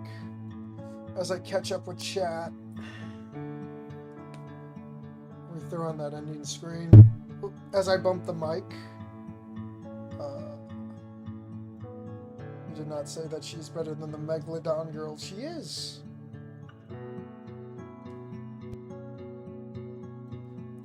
I'm back. Sorry, I had to eat dinner. Well, we just ended Megalodon Civil War over the best shark girl. I love the way Mariana looks.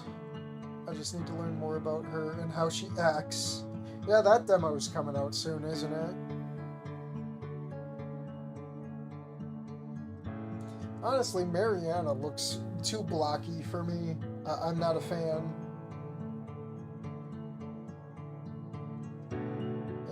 Mega Love Mania demo soon, yeah. The T word for humans. Hey Dev, it's okay if I spell it out with an A at the end. Rebecca called you a skinny. Jeez, I'd have thought she'd have learned her lesson after the group of triggers beat the crap out of her. That sounds like something that would have happened. Not the one who likes Theo over Nazer and Damien. Theo has like super zoomer energy. Like he's like a mix of like Vinny and Damien. Like he's got more Vinny than Damien.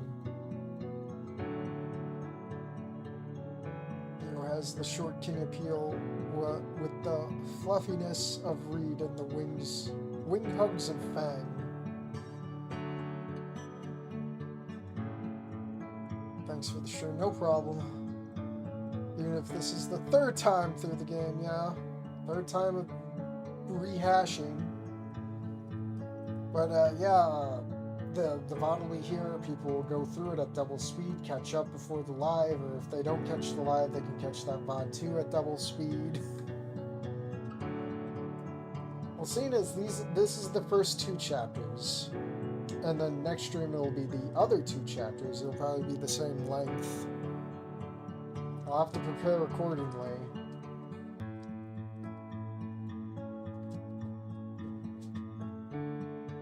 There we go. There's something on my leg.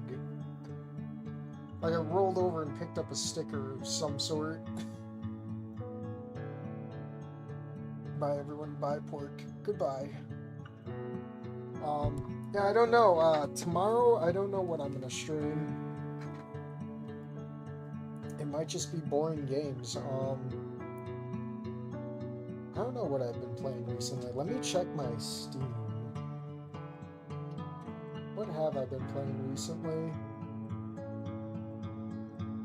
Oh yeah, I've been playing Horizon's Gate, but I got mad at that game recently. I might just play it, just because. We could go through Orion again and shoot some more dinosaurs, but that game's more fun when you have other people to play, and I don't know if people are willing to like shell out like $1 just to shoot some bugged out dinosaurs.